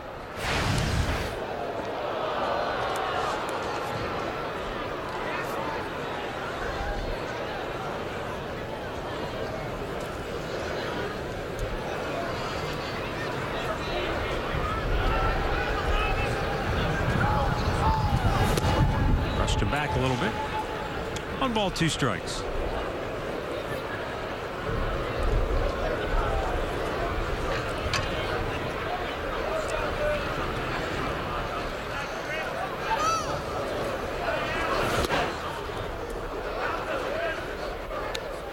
You know, Carrasco's had his command issues too. It's so with Miley, it was just that it was so concentrated all in a span of about 5 or 6 hitters. But Carrasco, who's usually spot on with his command, he's had troubles at times. He's been very good with first pitches, 14-18. Then that 2-seamer's been dancing outside on him to the left-handers. Remember, 7 left-handers in this lineup for Seattle tonight. I don't know if that made him change his game plan at all. Now, he walked 2 in the 3rd inning, but he worked around it and got out of it.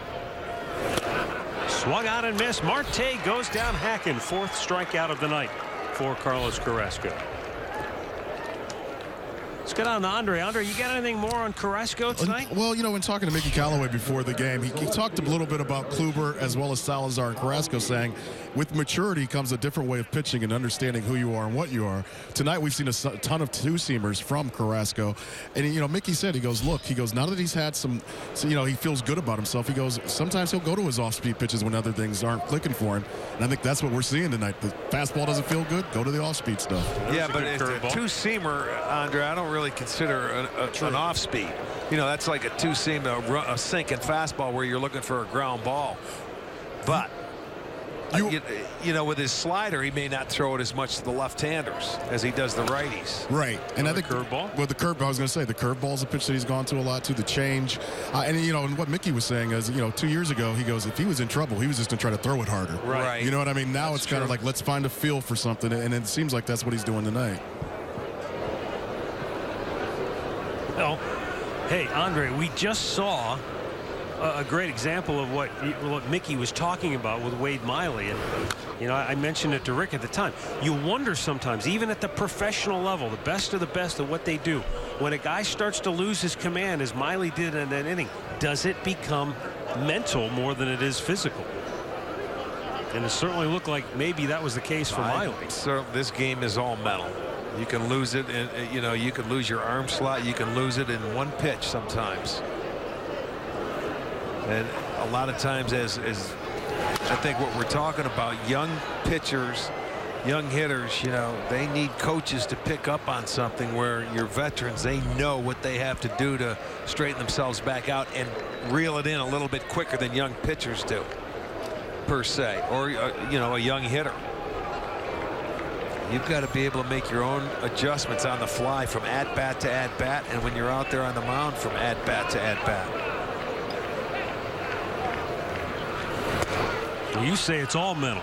I do. Yogi Berra said baseball is 90% mental, the other half is physical. And that's why Yogi's a Hall of Famer, and I'm not. You blew right by it. You didn't even catch it. I did. It went right by your head. I knew it. Like a 90-mile-an-hour fastball right by you. I know exactly what you're saying. Here's the 1-2. Smash towards the hole. Backhanded by Lindor. Off balance throw on the money. He got him. Spectacular play by Francisco Lindor. And a terrific stretch on the other end by Mike Napoli to get him. Wow, how quickly did he get rid of this ball on the money? He realized he knows who's running. get it, get rid of it. Boy, all in one motion. A beautiful play by Lindor.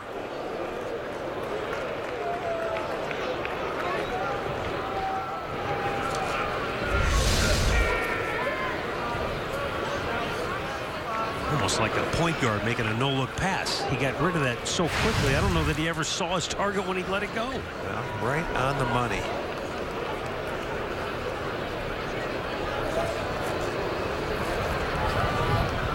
Seth Smith has singled and walked tonight. Takes down an end ball one.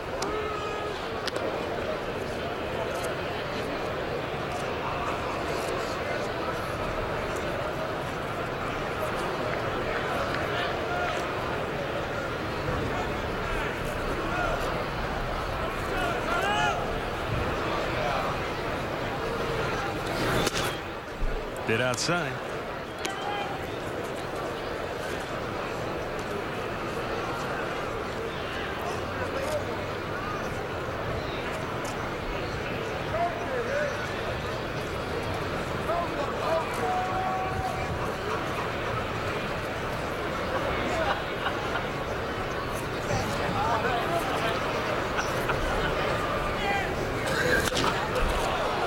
To center field where Davis has it measured and makes the grab.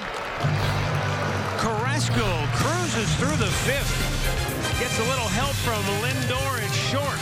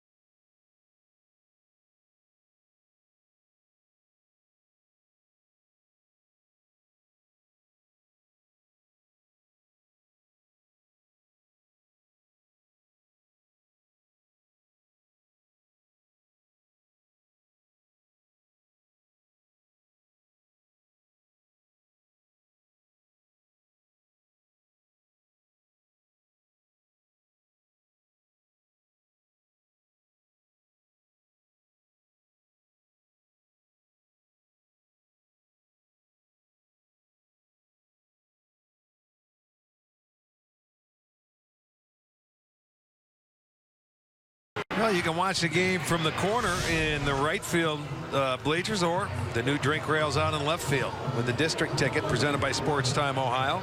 District tickets only $13. That includes your first drink. Available online now at Indians.com. That little fireplace looked nice and warm. That's out there in the district, isn't it? Yeah.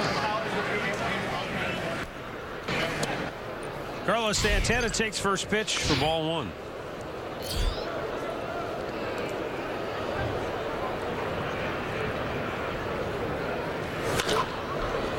Hop to right field. In comes Nelson Cruz, one away. In-game recap brought to you by your local Toyota dealers. Mike Napoli with an RBI double with 2 outs in the third inning. Plated Francisco Lindor with the game's first run. Then the Indians loaded the bases thanks to a couple of walks, and then 2 more walks drove in 2 more runs. It was a 4-walk fourth for Wade Miley that eventually knocked him out of the game. And the Indians lead it 3-0 as Yan Gomes fouls one off. It's one of those weird games in that you look at the opportunities the Indians have had, and this could very easily be 6, 7, 8-0 right now. Yeah. But the double play balls enabled Miley to get out of some tough spots early. And then, boy, a really bizarre inning in the fourth with all the walks. But lost in that was the Jason Kipnis at bat, where he might have walked in another run there, but looked like a bad call and a check swing. That resulted in a strikeout. And Montgomery able to get out of the inning with only the 2 runs scoring. Gomes bouncer toward third. Seager cuts it off. 1 away. Beg your pardon, 2 down. The hitter for the Tribe, the left fielder, Marlon Byrd. Marlon Byrd is 2 for 2 tonight. He has singled twice and scored a run.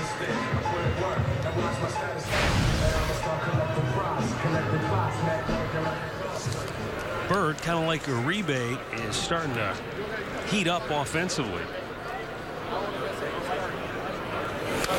Fouled right back.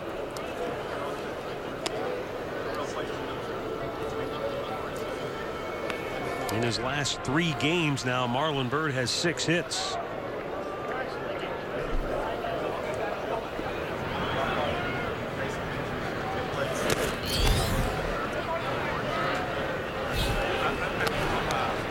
And Uribe has 5 hits in his last 10 at bats, so the 2 veterans at the bottom of the lineup provide a little punch. Fouled back. Well, Montgomery throwing a little bit harder than Wade Miley did. He seems like he's getting in on a few of these hitters so far. His fastball clocked at about 95.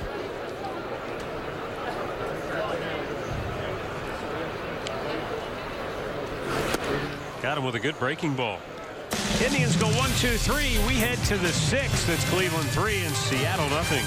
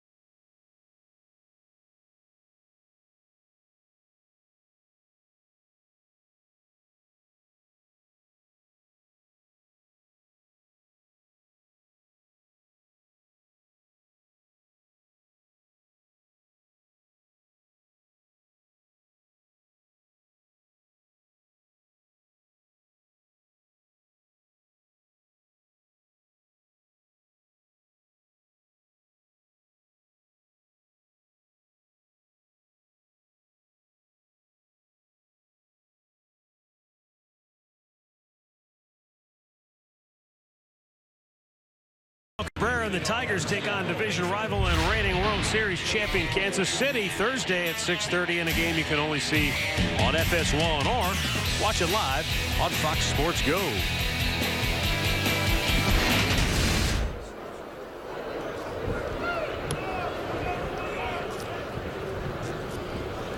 Robinson Cano will lead off here in the 6th inning for Seattle. He's 0 for 1, walked in the first, reached on the fielder's choice in the 3rd.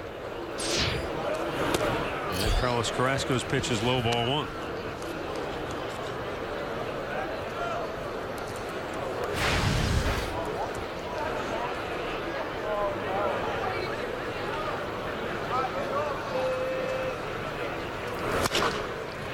Smashed. Oh, what a diving stop by Napoli.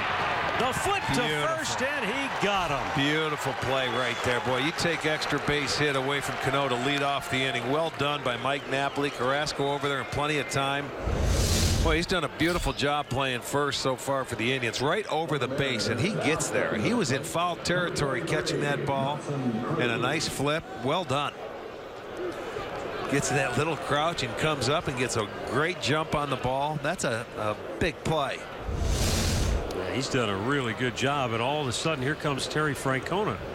Is this for Carrasco? Must be. What, his ankle over there? I don't know. He got there in plenty of time. I didn't see anything. Maybe they did.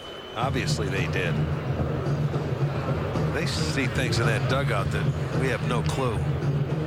Carlos assuring them that he's fine.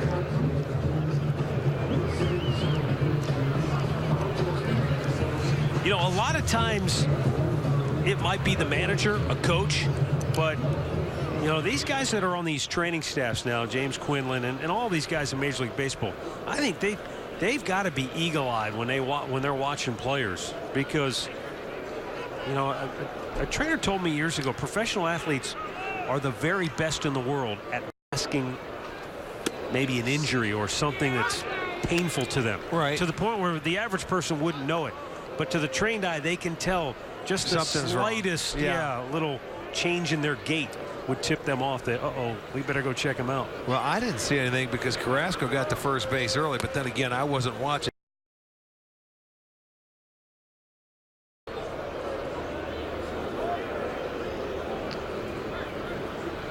Well, Nelson Cruz has had a tough go against Carrasco. He's 0 for 2, has struck out both times.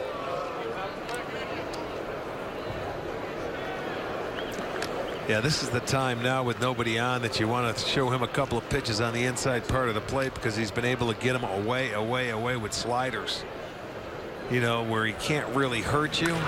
Nice. He went right back inside and jammed him. Well done. Lindor unloads in a hurry to get him 2 away. You know, and what happens, it'll open it up for the next time up if there's somebody on and if he faces it. But look, he tied him up. Yeah. He's been going away, so he keeps him honest on the inside when he can't really do a whole lot of damage to him because nobody's on, and jams him. And, you know, so the next time he'll be conscious of that pitch that he gets him out with right there. Indians go with a shift to the right side of the infield. 3 go to the right with Kipnis in the outfield grass. Kyle Seager, of course, lined a single to left field his last time up. In fact, what he did was he had a line drive that was just inches beyond the reach of Uribe at third base. So with that in mind, Uribe looks like he's backed up a couple of steps from where he might have been positioned earlier. Seager turns on it, though. That is hit a ton. Deep to right.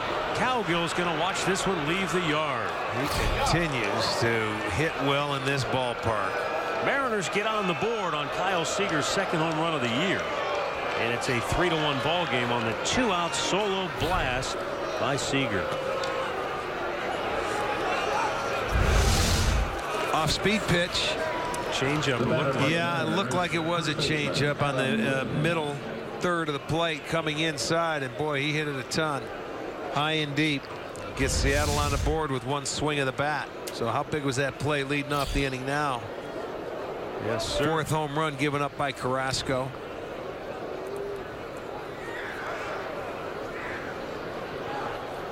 Adam Lynn 0 for 2 on the night.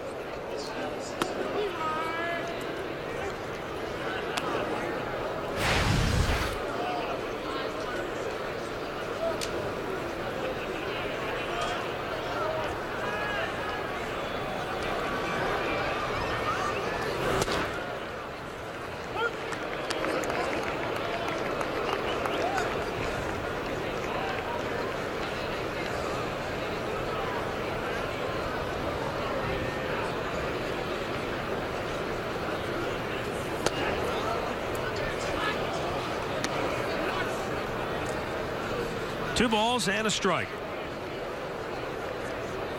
Milwaukee stopped Minnesota's 4-game win streak earlier today, 6-5. Twins are the first team in baseball to get to 10 losses.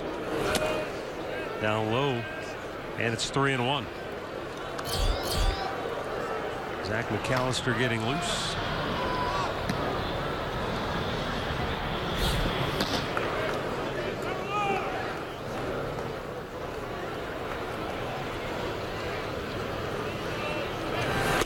Yes, he did. Went too far in a full count.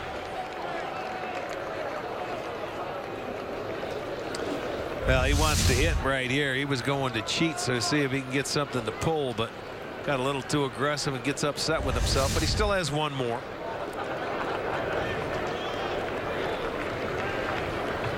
And the payoff pitch is down the line, but slicing out of play. You know, Lind is a guy, remember when Toronto, when he first came up, he had pretty good pop the other way and wouldn't be afraid to hit it that way. Well, the Indians seem to get the New York Mets home run machine going. They hit 2 more home runs already tonight. Did they really? Conforto and Cespedes. They lead the Phillies 5-0 in the third. 4 yesterday in the game in Philadelphia after they left here. So what's that, 7 and 11? That's 13 homers in the last 4 games. Marlon Byrd gets back in plenty of time, signals for the fair catch, and makes the grab to end the inning. But Kyle Seager with a solo smash gets Seattle on the board. It's 3-1 Cleveland, middle of the 6th.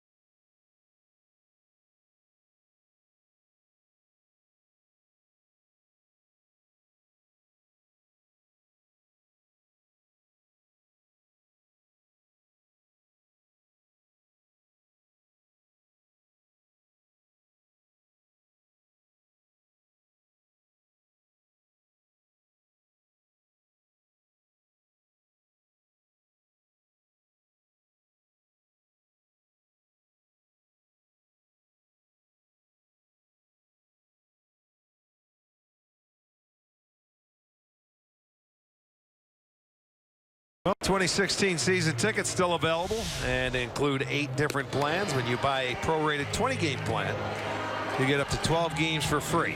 Visit Indians.com season tickets for more details.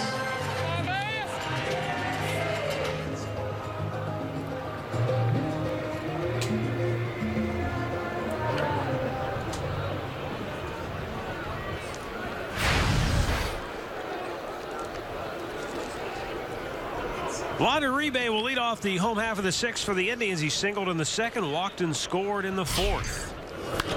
He goes the other way, but that's foul.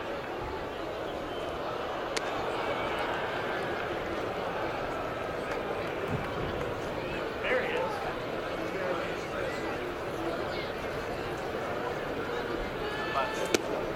Down and in, catches the corner.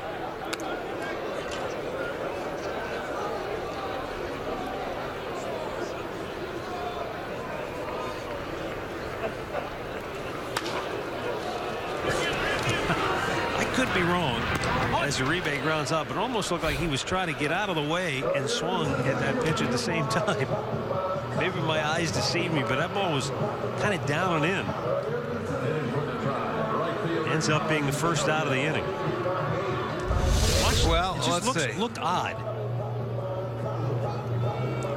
Yeah, his back foot came out of his toe hold, I think. Well, he's never met a pitch he doesn't like to swing at. I'm trying to think now. He set it down, and maybe that back foot just slipped out of his toe hold. Cowgill down the right field line. That's going to find the seats. Or it was a back foot slider, and he wasn't going to let it hit that back foot. I'm going to get it before it hits that back foot. He sure did. Cowgill walked to load the bases in the 4th inning, and then the Indians would turn that into 2 runs on 2 bases loaded walks.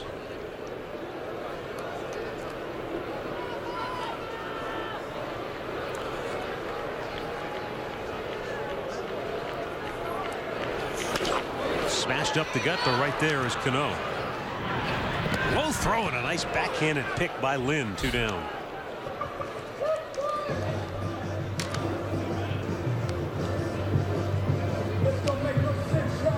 For the Indians, stepping to the plate, number 20, See Lynn say something to him. I saw where Cano looked over to him and started smiling. He threw him a sinker. He said normally he makes that nonchalant throw underhanded, but he gets something on it. That time he didn't have anything on it, and Lynn had to help him out. Down and in. Davis taking for ball 1.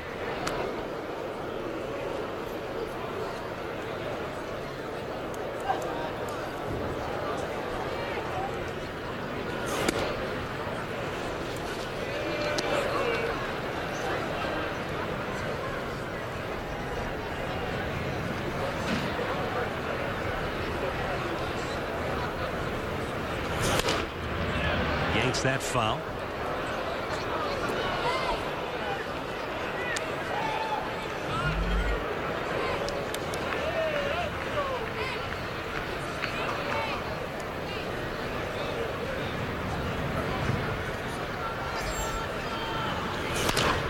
Bang to third. Seager in on the cut of the grass. Throws him out. And the Indians go 1, 2, 3. And all of a sudden Mike Montgomery has set down 7 in a row.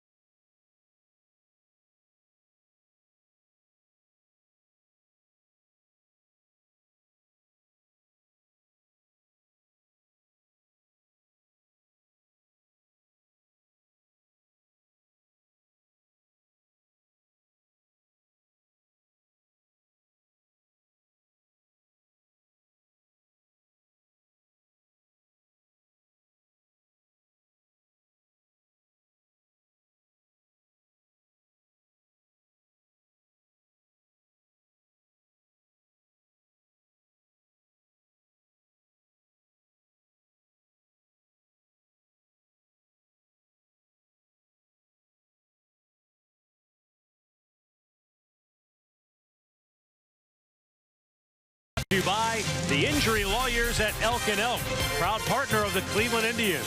Call 1-800-ELK-OHIO. And by Ford, built Ford tough.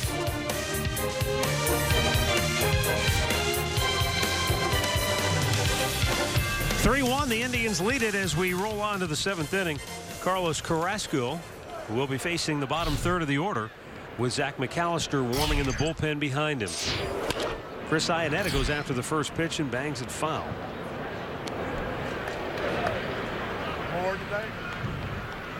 See how long the leash is for Carrasco working with a 2-run cushion. Well, they'll give him a chance to get out of this inning as long as that pitch count doesn't get too crazy. Nice little slider. He's down to the bottom part of the lineup, 7, 8, 9.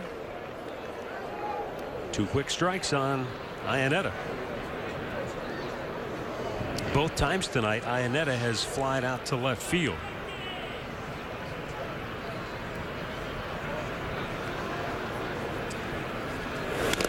And that slider got a piece of Gomes as it went back to the screen.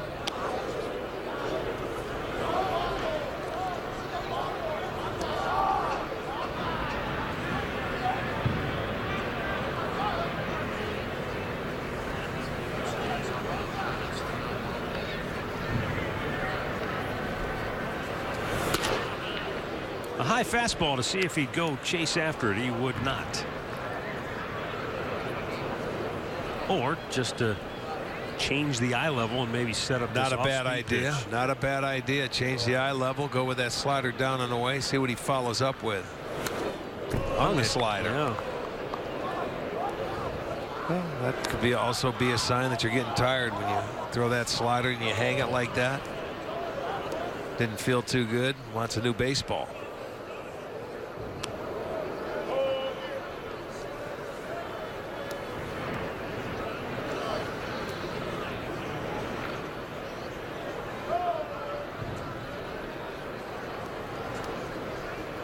A 1-ball, 2-strike count on Chris Iannetta, the Seattle catcher. Secure enough. Not secure enough. How far back are you going to stay? Swung out and missed. There was a tight slider. He located that one. That's where he wanted it. Strikeout number 5. Well, Carlos Carrasco keeps that string going. 5 strikeouts now for the 21st straight time. And Carlos today going with that 2-seamer early. But then that slider has been coming into play. He's thrown some change-ups. He's worked well. There's a good breaking ball. Gets a fastball away. Martine didn't like it. Tied up Marte.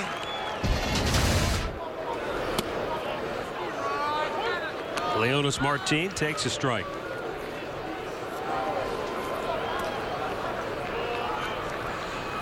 For Carrasco, 9-0-2, 1-2 counts today. Seattle has 1 hit when they get to 2 strikes in that situation. So you can see how tough he is when he gets ahead of a hitter. Wipe out stuff, put away pitches.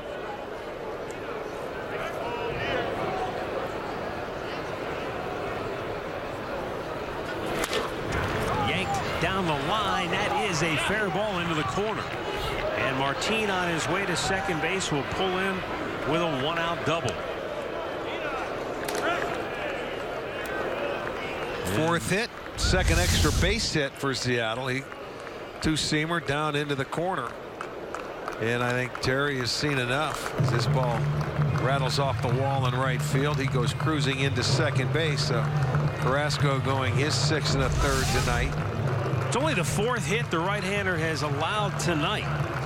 But that is going to do it as Carrasco exits with a 3-1 lead, and Zach McAllister will be coming on when we come back.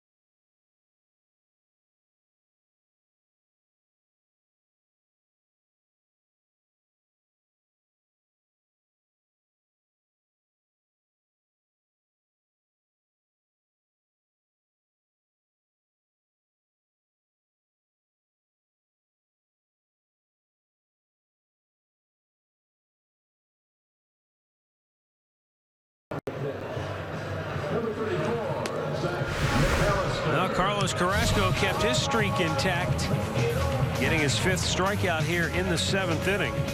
21 straight games, he's had at least 5. How about Clayton Kershaw's streak? Oh, in the world of his own. 59 consecutive. That's crazy. Normal people are down there right around 20. The normal people. He's in the special class. Yes, he is. Zach McAllister on for the 5th time this year. He's got KETEL Marte, the number 9 hitter, and then NORI AOKI, the leadoff man, after him.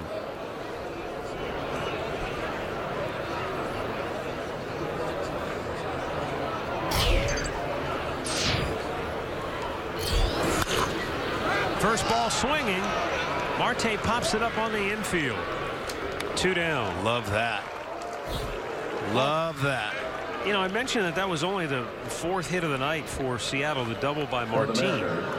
They didn't have much going against Carrasco. He did have a couple of walks that gave the appearance that they might have a chance to get something done offensively early on, but they were 0 for 8 with a runner on base and 0 for 4 when they had anybody in scoring position against Carrasco. Yeah, Carlos left some pitches up in this inning. I think he tired a little bit. NORI AOKI is 0 for 3.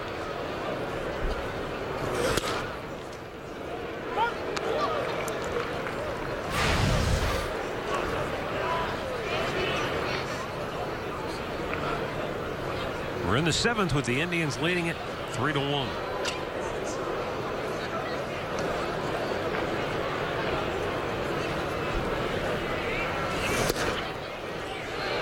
And AOKI not happy with the call, down in the strike zone. It evens it up.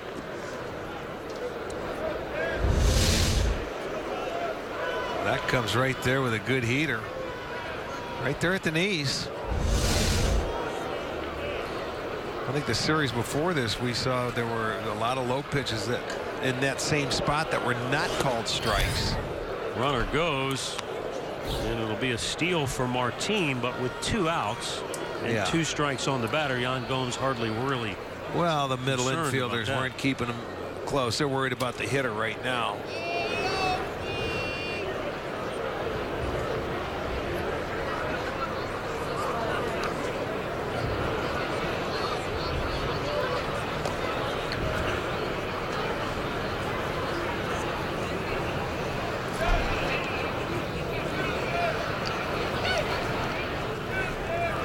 And the 1-2. Foul right back.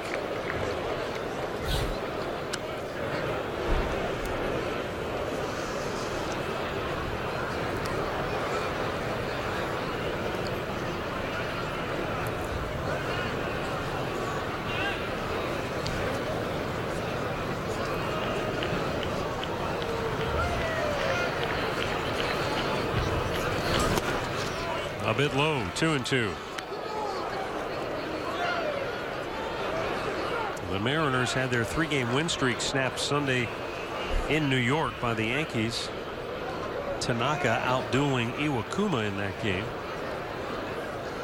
The Mariners staff, though, did a wonderful job against the Yankees with runners in scoring position in that series. It's going to be foul. King Felix and Nathan Carnes were the winning pitchers in the first 2 games of that series. The Indians will see Carnes in the series finale. Taijuan Walker will go tomorrow for Seattle.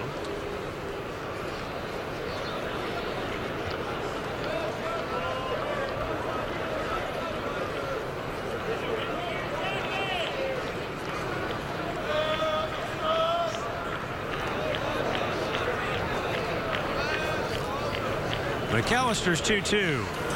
Swung on and missed. He struck him out with a high heater, and that will end the inning. No runs, a hit, and a man left. Stretch time in Cleveland with the Indians on top 3-1.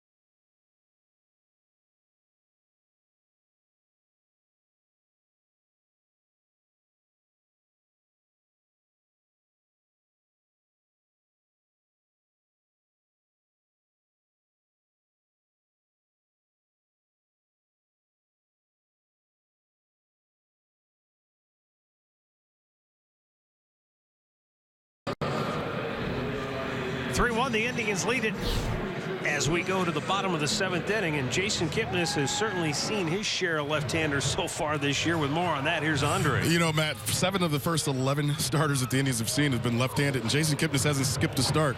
And he told me last year he would get upset a little bit when he'd see all these lefties. He goes, but this year he came in with a game plan. He's trying to see the ball longer, keep that shoulder tucked, and he's actually kind of shortened his stride. He says all those things have helped him have some success early on. He told me not to bring it up during the game because he wanted to at least get one hit before I said something. Well, he got that hit the first time up. So we're good. And, you know, the other thing, too, Andre, is that I think because lefties primarily get lefties out, the overall assumption is that right-handers own lefties. Right. And that's not necessarily the case. And while the Indians have more of a predominant right-handed hitting lineup now, it hasn't exactly equaled a lot of early season success. No, well, Mike Napoli told me, he goes, I like the ball coming into me. Marlon Byrd says, I like the ball coming and going away from me. So for every hitter, it's different. You know, even Kip said, he goes, the way they play me defensively now, he goes, it really doesn't matter if it's a lefty or righty. He goes, I hit the ball the same no matter what. You know, but the thing of it is, when you're going to face lefties, it's nice if you face a lot of them in a row so he can get a feel for it, so he won't forget it. He'll know what he has to do to lock in now. So it's not a bad thing, and that was a good at-bat for him right there. Line out to the shortstop, but he hit it well.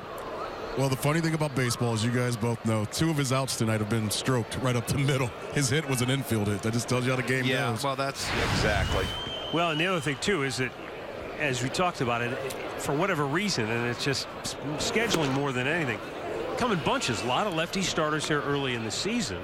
Yeah, we're going to hit a stretch now where we won't see some for a while. What was it, a year ago we went to Chicago and saw all lefties in a 4-game series? We usually do against the White Sox. That's all they have. They only have the one right-hander, and that's Matt Latos this year. They didn't have him last year.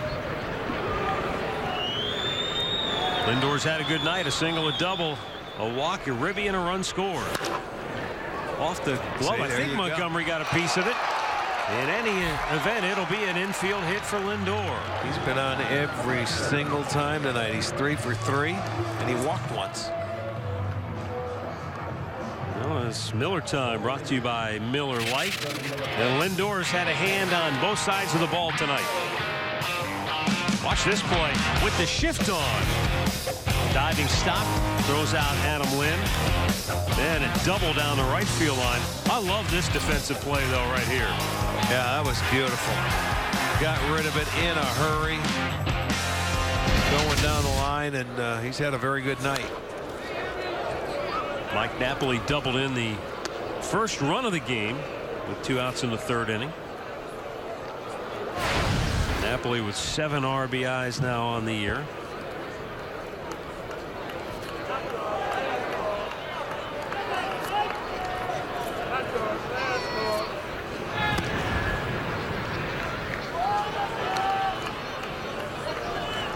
The Indians have,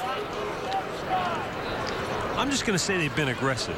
It's not like they've been running with reckless abandon, but they have done a nice job in terms of base stealing so far this year. Only 1 time have they been caught.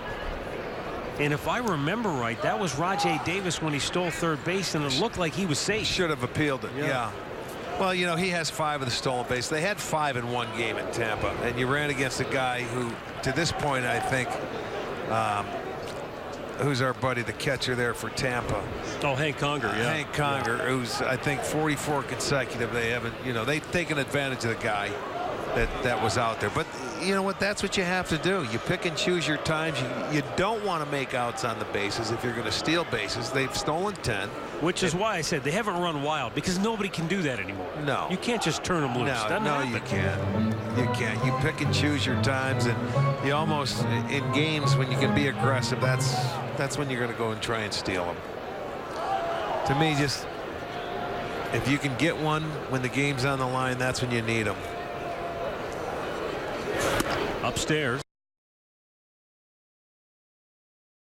I hate to play station-to-station baseball. You want to be aggressive. See, this is a team you have to steal more bases because we don't hit and run. We're not a hit-and-run team. We got too many guys that swing through baseballs. They don't put it in play or hit it on the ground. So you're going to have to steal bases if you want to be aggressive. There's a couple guys you can put the hit and run on with.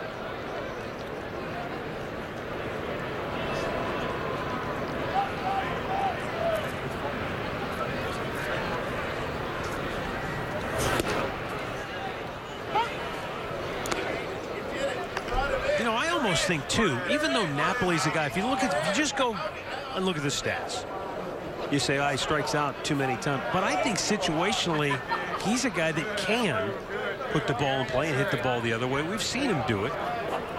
I think in the situation, if it calls for it, I think he could execute it. What, the hit and run? Yeah. He swings through. It'd be tough. I wouldn't do it with a right-handed pitcher. No, I wouldn't. Against a left-hander, it'd be different, but you're not going to take the bat out of his hand against that guy because he can hit for average. And he's the number 4 hole, so you're never going to hit and run. Yeah, you want him to. You're 4 or 5. You want him to drive him home. You want him to hit him over the fence so they don't have to run. You know, you usually look at the bottom part of your lineup, or 1 or 2 that can. If you don't want to give up and out and you don't want to bunt, who can put the ball in play and hit and run? Those are the guys you want. Your RBI guys, you're never going to put it on with them. There's a guy I can't wait to get back in this lineup and lengthen it out. See, he takes a lot of good swings, and I mean healthy cuts it. He fouls a lot off. I mean, you get the high heater, and you can see it. He takes really good cuts, and a lot of times just fouls them straight back, and you're saying, boy, he just missed that. But, it's been early part of the year. You get it down into his zone, he can hit it a long way. He likes that ball down and a little bit out over the plate. Well, we have seen him really sting the ball a number of times with the 2 homers, the 3 doubles.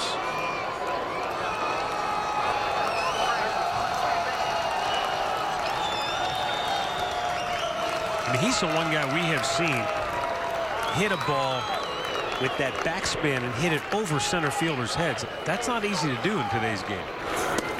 Most center fielders play deep, and it's just hard to hit it over those guys' heads, but we've seen him do it. He takes ball 4 here, and the Indians have 2 on with 1 out for Carlos Santana. Yeah, his first, Montgomery's first walk. He's done a nice job for the Mariners coming out of the bullpen. He came in back in the 4th inning, got the last out, and then he retired 8 in a row before the Lindor single.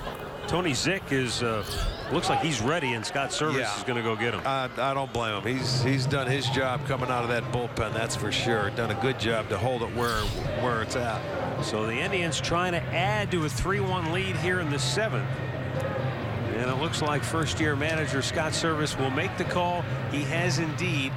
So Montgomery is out. Tony Zick is coming on when we come back.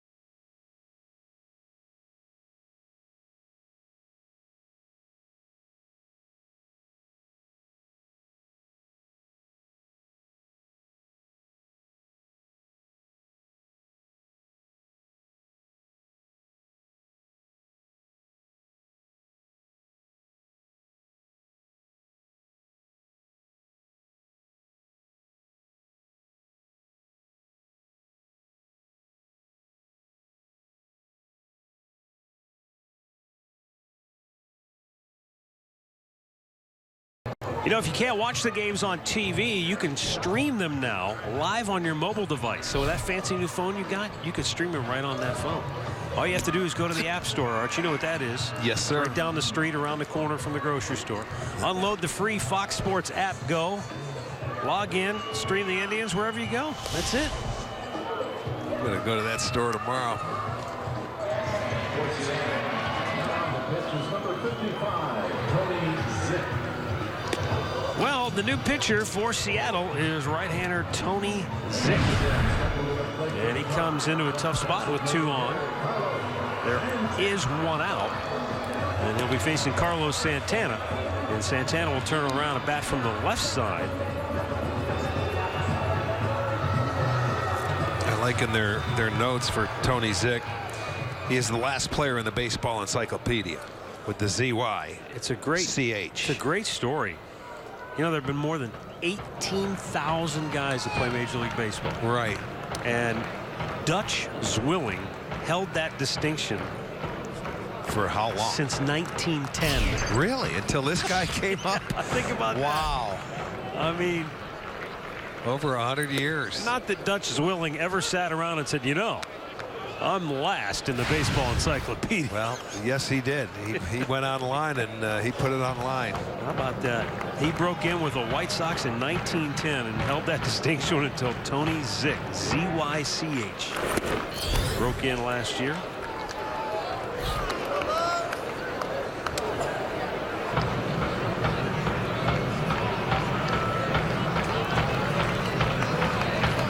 Zick, who was born in Illinois, came to the Mariners in a trade with the Chicago Cubs for cash considerations at the start of last year.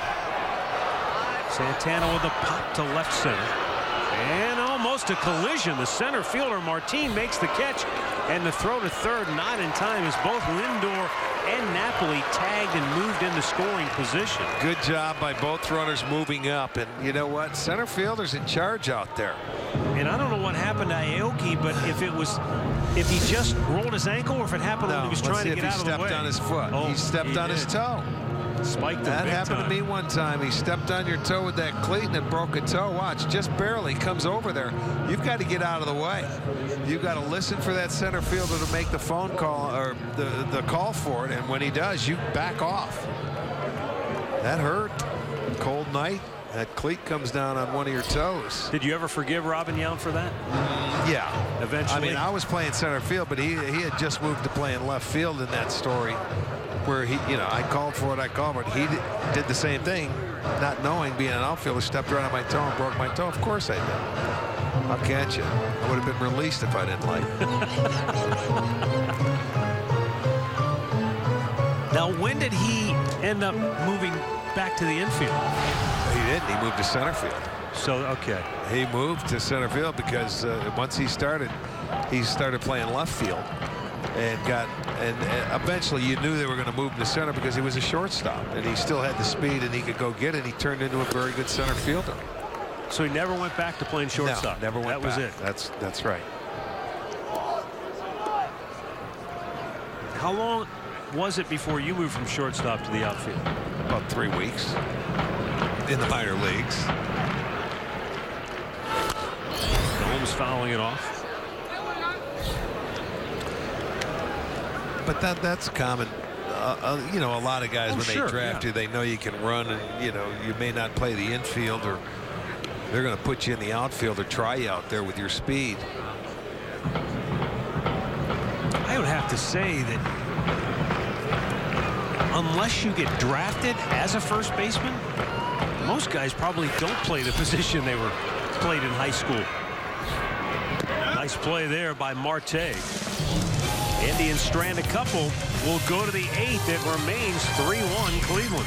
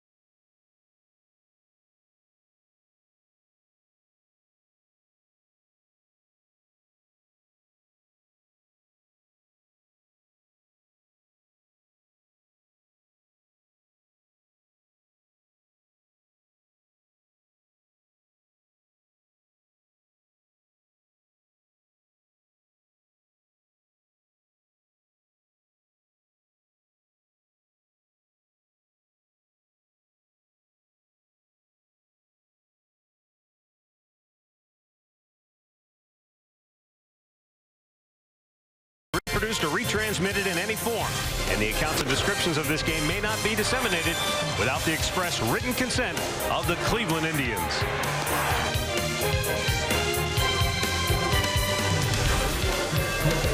How close are we? 22nd. So that's 2 days. Yeah, 2-3 days. Day after tomorrow will be totally full. Looks pretty full to me. Big old piece of cheese tonight. Brian Shaw will come on for the Indians here in the 8th inning, trying to protect a 3-1 lead. It's been a work in progress for Shaw to this point, trying to get on track. Yeah, rough outing against the Mets. In his last outing, that cutter wasn't cut, and he left some pitches middle of the plate, and they knocked him out of the ballpark. So he's going to come back and try and get back into a groove. 2-run lead here by the for the Indians. Seth Smith, Robinson Cano, and Nelson Cruz going through right through the heart of it. So he's got the big boys to deal with.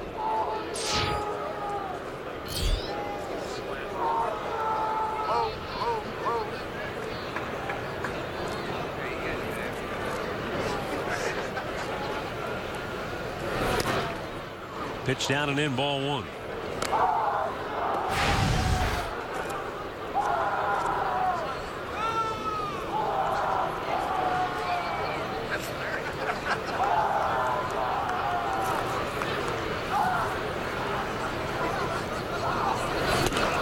You know, Rick, I was just thinking, you mentioned here's the meat of the lineup in the 8th inning. And in this day and age of analytics, how long will it be before a manager like a Joe Madden decides to say, you know what, I'm going to use my closer in the 8th inning tonight because the best hitters in their lineup are going to be coming up here. Yeah. Francisco Lindor drops to a knee, fields it cleanly, and throws out Smith, 1 away. You never know. You know. All right, here's my save right now.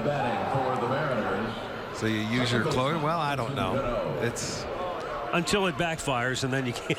You know what I mean? You know, last year I saw where Madden was hitting his pitcher 8th and hitting Addison Russell 9th. Well, he switched. I don't know if it's because of the pitchers or what. And Russell was a rookie, but last night Russell was hitting 8th and the pitcher was hitting 9th. Who knows? It wouldn't surprise me to see it. Let me put it that way. But the last 3 outs are usually the toughest to get in any ball game, so that's a big deal. That's where the analytics part of baseball. Doesn't matter who you're facing, it's those 3 outs. It's not that the analytics don't tell you a story, but they don't tell you the whole story, and that is that 9th inning, the pressure, the crucible that guy has to live in. Numbers can't quantify what that guy has to deal with. I mean, it's that guy that you know, that has that attitude. He's fearless. And you know what happens after he gives up a save? Does he come back and settle in and get right back into it? Because closers, you know, if they blow 3 or 4 a year, that's outstanding because they're going to get 35 to 40 saves, the good ones. Give me 90% coming out of the bullpen and saving ball games, and I'll take it every year. Cano almost chased after it, but held up. And it's 2-2.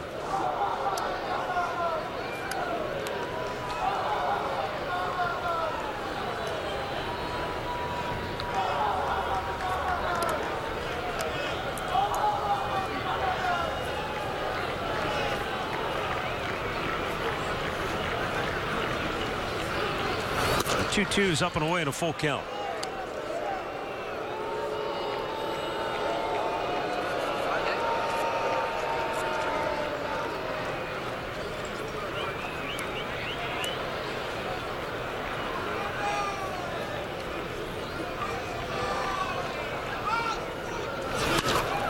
That's hammered into the corner in left field.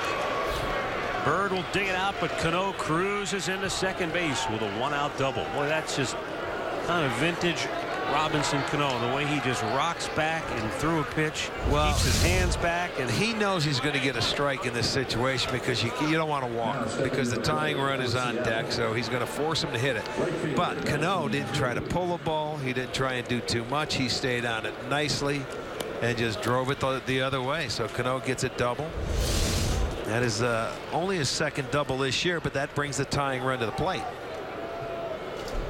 And that tying run is Nelson Cruz, who is 0 for 3 tonight. Now, first base is open, but you got the left-handed slugger Kyle Seager on deck. Carrasco worked him over pretty good. In his first 2 at-bats, he saw a steady dose of sliders away, and he was able to get him. And then the last time out, he jammed him. Well, with nobody on base. There's the slider the first time.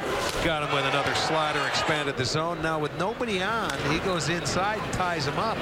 Did a beautiful job tonight on him. And you see Cruz trying to take a page from Cano's book and stay back and drill it the other way, fouling it off. That's the thing about this guy. You can make him look bad a couple of times, boy, but if you make one mistake, he can come back and haunt you. One swing of the bat. I think that ball hit the Adam Lim in the dugout. They were scattering down there in the dugout on that foul ball by Cruz. 2 quick strikes. And he waits back again, lifts it to right field. On the run is Cowgill. Makes the catch in foul ground for the out. Tagging and going to third is Cano. Well, the umpire, John Tumpane, he signaled fair on the catch by Cowgill. I thought he was in foul territory. I tell you, a heck of a play by Cowgill to stay with it concentration-wise. It'll run a long way, and you run out of turf in a hurry down there. Yeah, fair ball. Yeah, it was just fair ball, no question. Inside the line. So now one big out to get with this guy. Kyle Seager with Adam Lynn behind him, both left-handed batters. He's the one that got him on the board here back in the sixth inning. 2-out solo home run. Seager's second home run of the year. The changeup by Carrasco that he left middle third of the plate coming in. He hit it high and he hit it deep. That's Seattle's only run.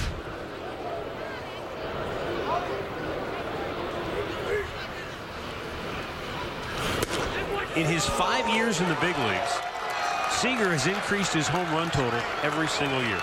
A modest 3 homers in 53 games his first year. Then up to 20, to 22, to 25, to 26.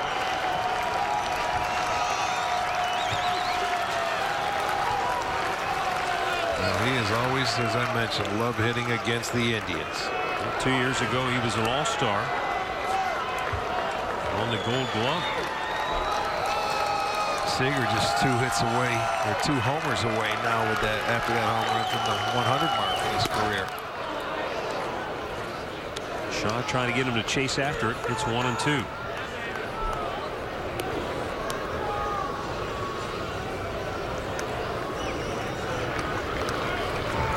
Indians lead it 3-1 here in the 8th. And Shaw's 1-2 pitch swung out and missed. He got him. Brian Shaw with a scoreless 8th inning. And the Indians hold on to a 3-1 lead.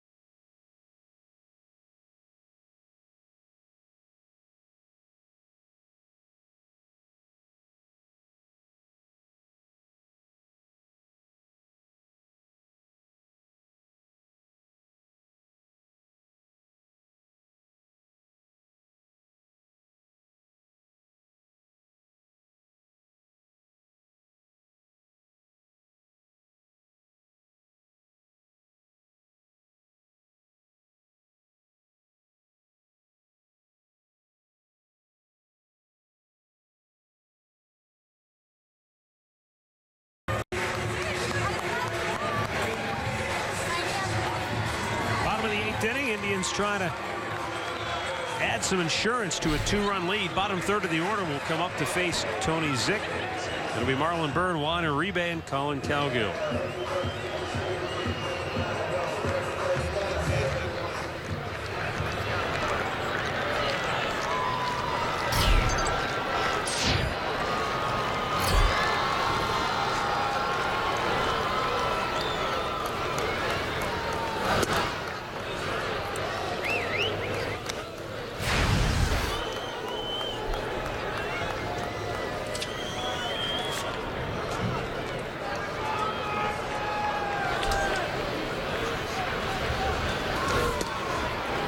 Byrd looks at a ball that's called a strike, and Iannetta didn't even catch it. Yeah, he has. I think Bird's having a hard time believing. Look, he didn't catch it, and you called it a strike. You read it? I know. I was like, really? That's what I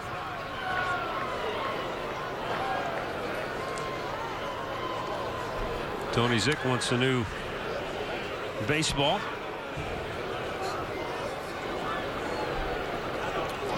Cody Allen getting ready in the Cleveland pen.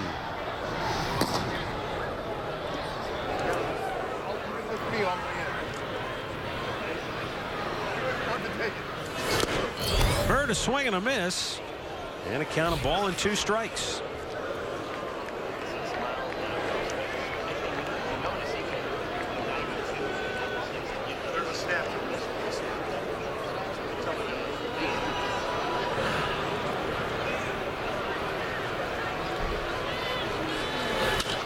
Off the end of the bat to right field. CRUZ catches it. 1 gone. Let's look back at our keys to the game, brought to you by Mazda. Carrasco against the left-handed power. Other than Kyle Seager, Carlos Carrasco kept them in check. Second time through the order. Boy, they called it. Yes, indeed. And the walk, it was just inexplicable the way Miley came apart with the walks tonight. How about that? He didn't have one for, what was it, 15 in the 3rd innings or something like that, and then all of a sudden, boy, 4 in 1 inning. And that's how, he walked in the last 2 runs for the Indians. That's how they have 3 on the board. The only hit they got to drive 1 in was Mike Napoli with a 2 out. Broken bat. And Cano throws him out 2 away.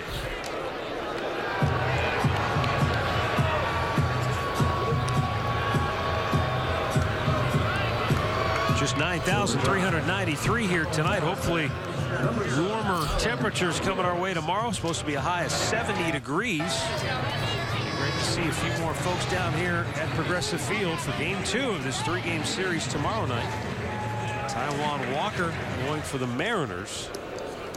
And for the Indians, it will be Danny Salazar trying to go to 3-0 on the year.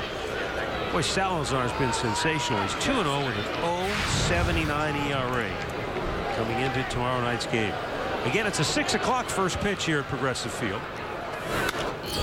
And if he can't make it out, we'll have the action for you right here on Sports Time Ohio. Beginning with Indians Live, Alan Jensen at 5:30. And Thursday, the series wraps up with the old businessman special at noon. Cowgill awaits the 0-1 pitch. And a fastball fouled out of play.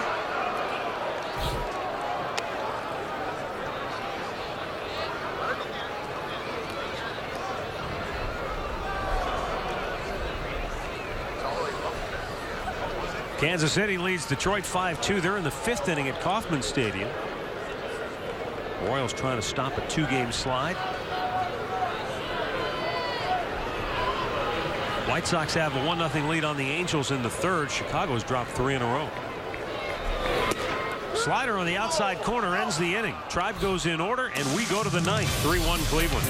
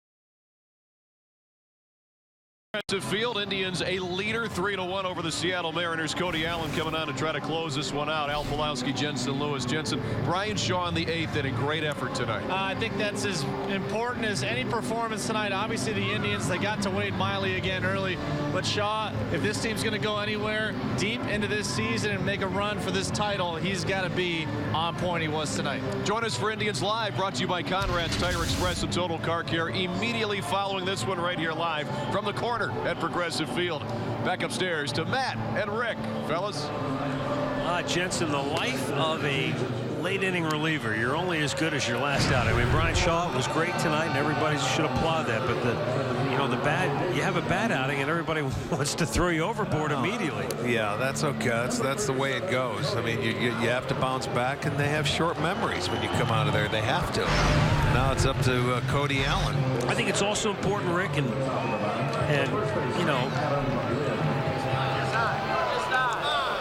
if you pitched out of the bullpen, you'd probably be able to expand upon this more. But knowing your manager believes in you has got to be huge for a guy like Brian Shaw. Because if you have a couple of bad outings and all of a sudden they don't go to you, then your confidence really could go in a hurry. Yeah, but if they don't, then there's something wrong. But they're a tight-knit group. Always the bullpen stick together like the starters stick together, and yeah, you hang in there, man. It's a long year. You're going to give up. You're going to have bad outings. You can't be perfect in this game. Rajay Davis is now in left field. That's not Tyler Naquin. Rajay's in left, and Naquin is now in center field.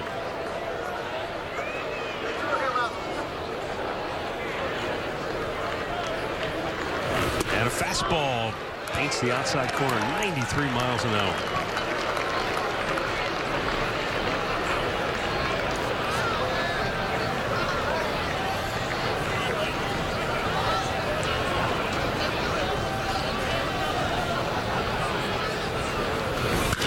Fastball hammered to left field. Davis won't get it. He'll play it off the wall, and he falls down before he can grab it. Really no harm done. You're pretty much thinking that's going to be a double anyway for Lind. And he leads off the 9th with a ringing double the other way. Yeah, look at that. Left-handers normally cannot get on top of that pitch. Boy, he certainly did, and drives it the other way. Wow, that's a big hit that gets them the tying run coming to the plate, so they get their leadoff man aboard.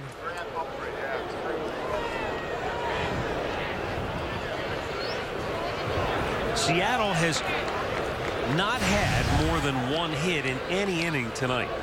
That's their 6th in the ballgame. And that was an 0-2 pitch. Wow, what a block by Gomes. That curveball bounced well in front of the plate.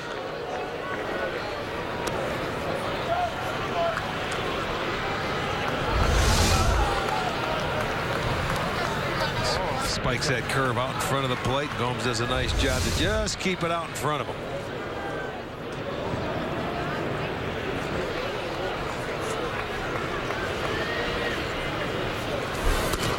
And he misses upstairs 2-0.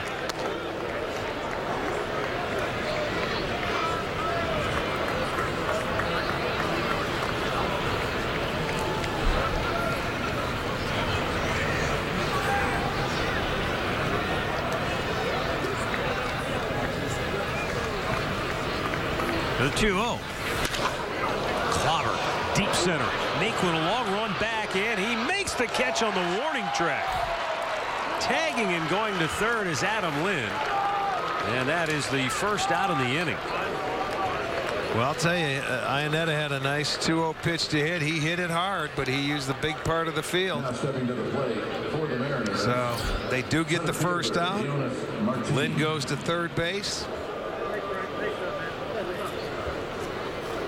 So with one away, Leonis Martin will be the batter. He's 1 out of 3 on the night. He doubled into the right field corner his last time up.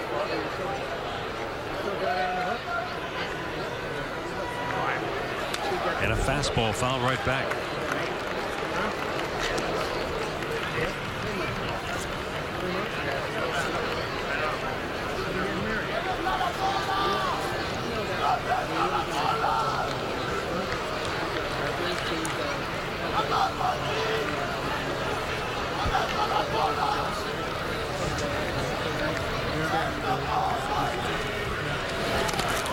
breaking ball, and Martine, all he could do was hit the top part of the ball and beat it right into the ground. I think that's why Martine wanted to get after his first fastball. Much easier to handle, and then Cody comes back with a good hook. It was done. Got the umpire in the leg. So now ahead in the count 0-2. That's the pitch that Lind hit. 0-2, a high fastball.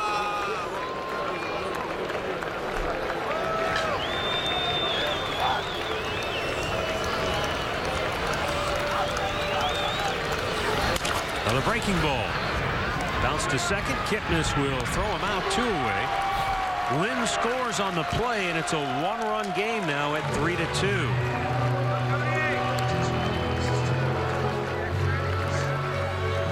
And former Indian Franklin Gutierrez will be called on to pinch hit with 2 out in the 9th inning.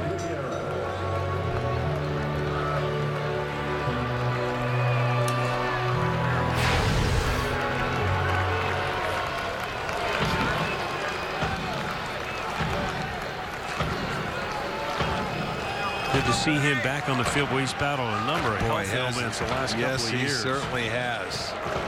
He battled back, and he's surprising. He still has good power. He was known as his defensive skills when he was here with the Indians, and then offensively he sort of blossomed, and then some weird things happened to him physically.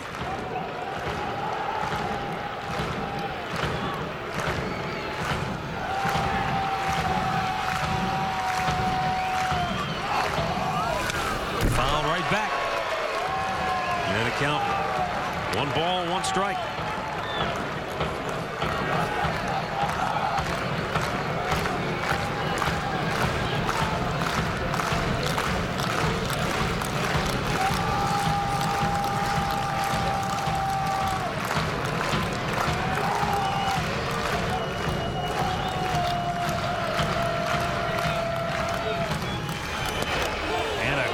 Breaking ball over the outside corner.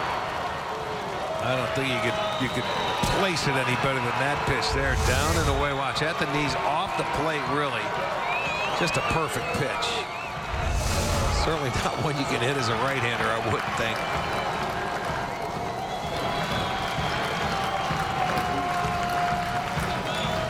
The 1-2. Swung out and missed. He got him with a breaking ball. Cody Allen strikes him out with a curve, preserving a 1-run Indians victory. 3-2 the final tonight, as the Indians nudge over the 500 mark again as they go to 6-5 on the year. Seattle slumps to 5-8. Carlos Carrasco is the winning pitcher. He is now 2-0, and Cody Allen has his 4th save of the year. Losing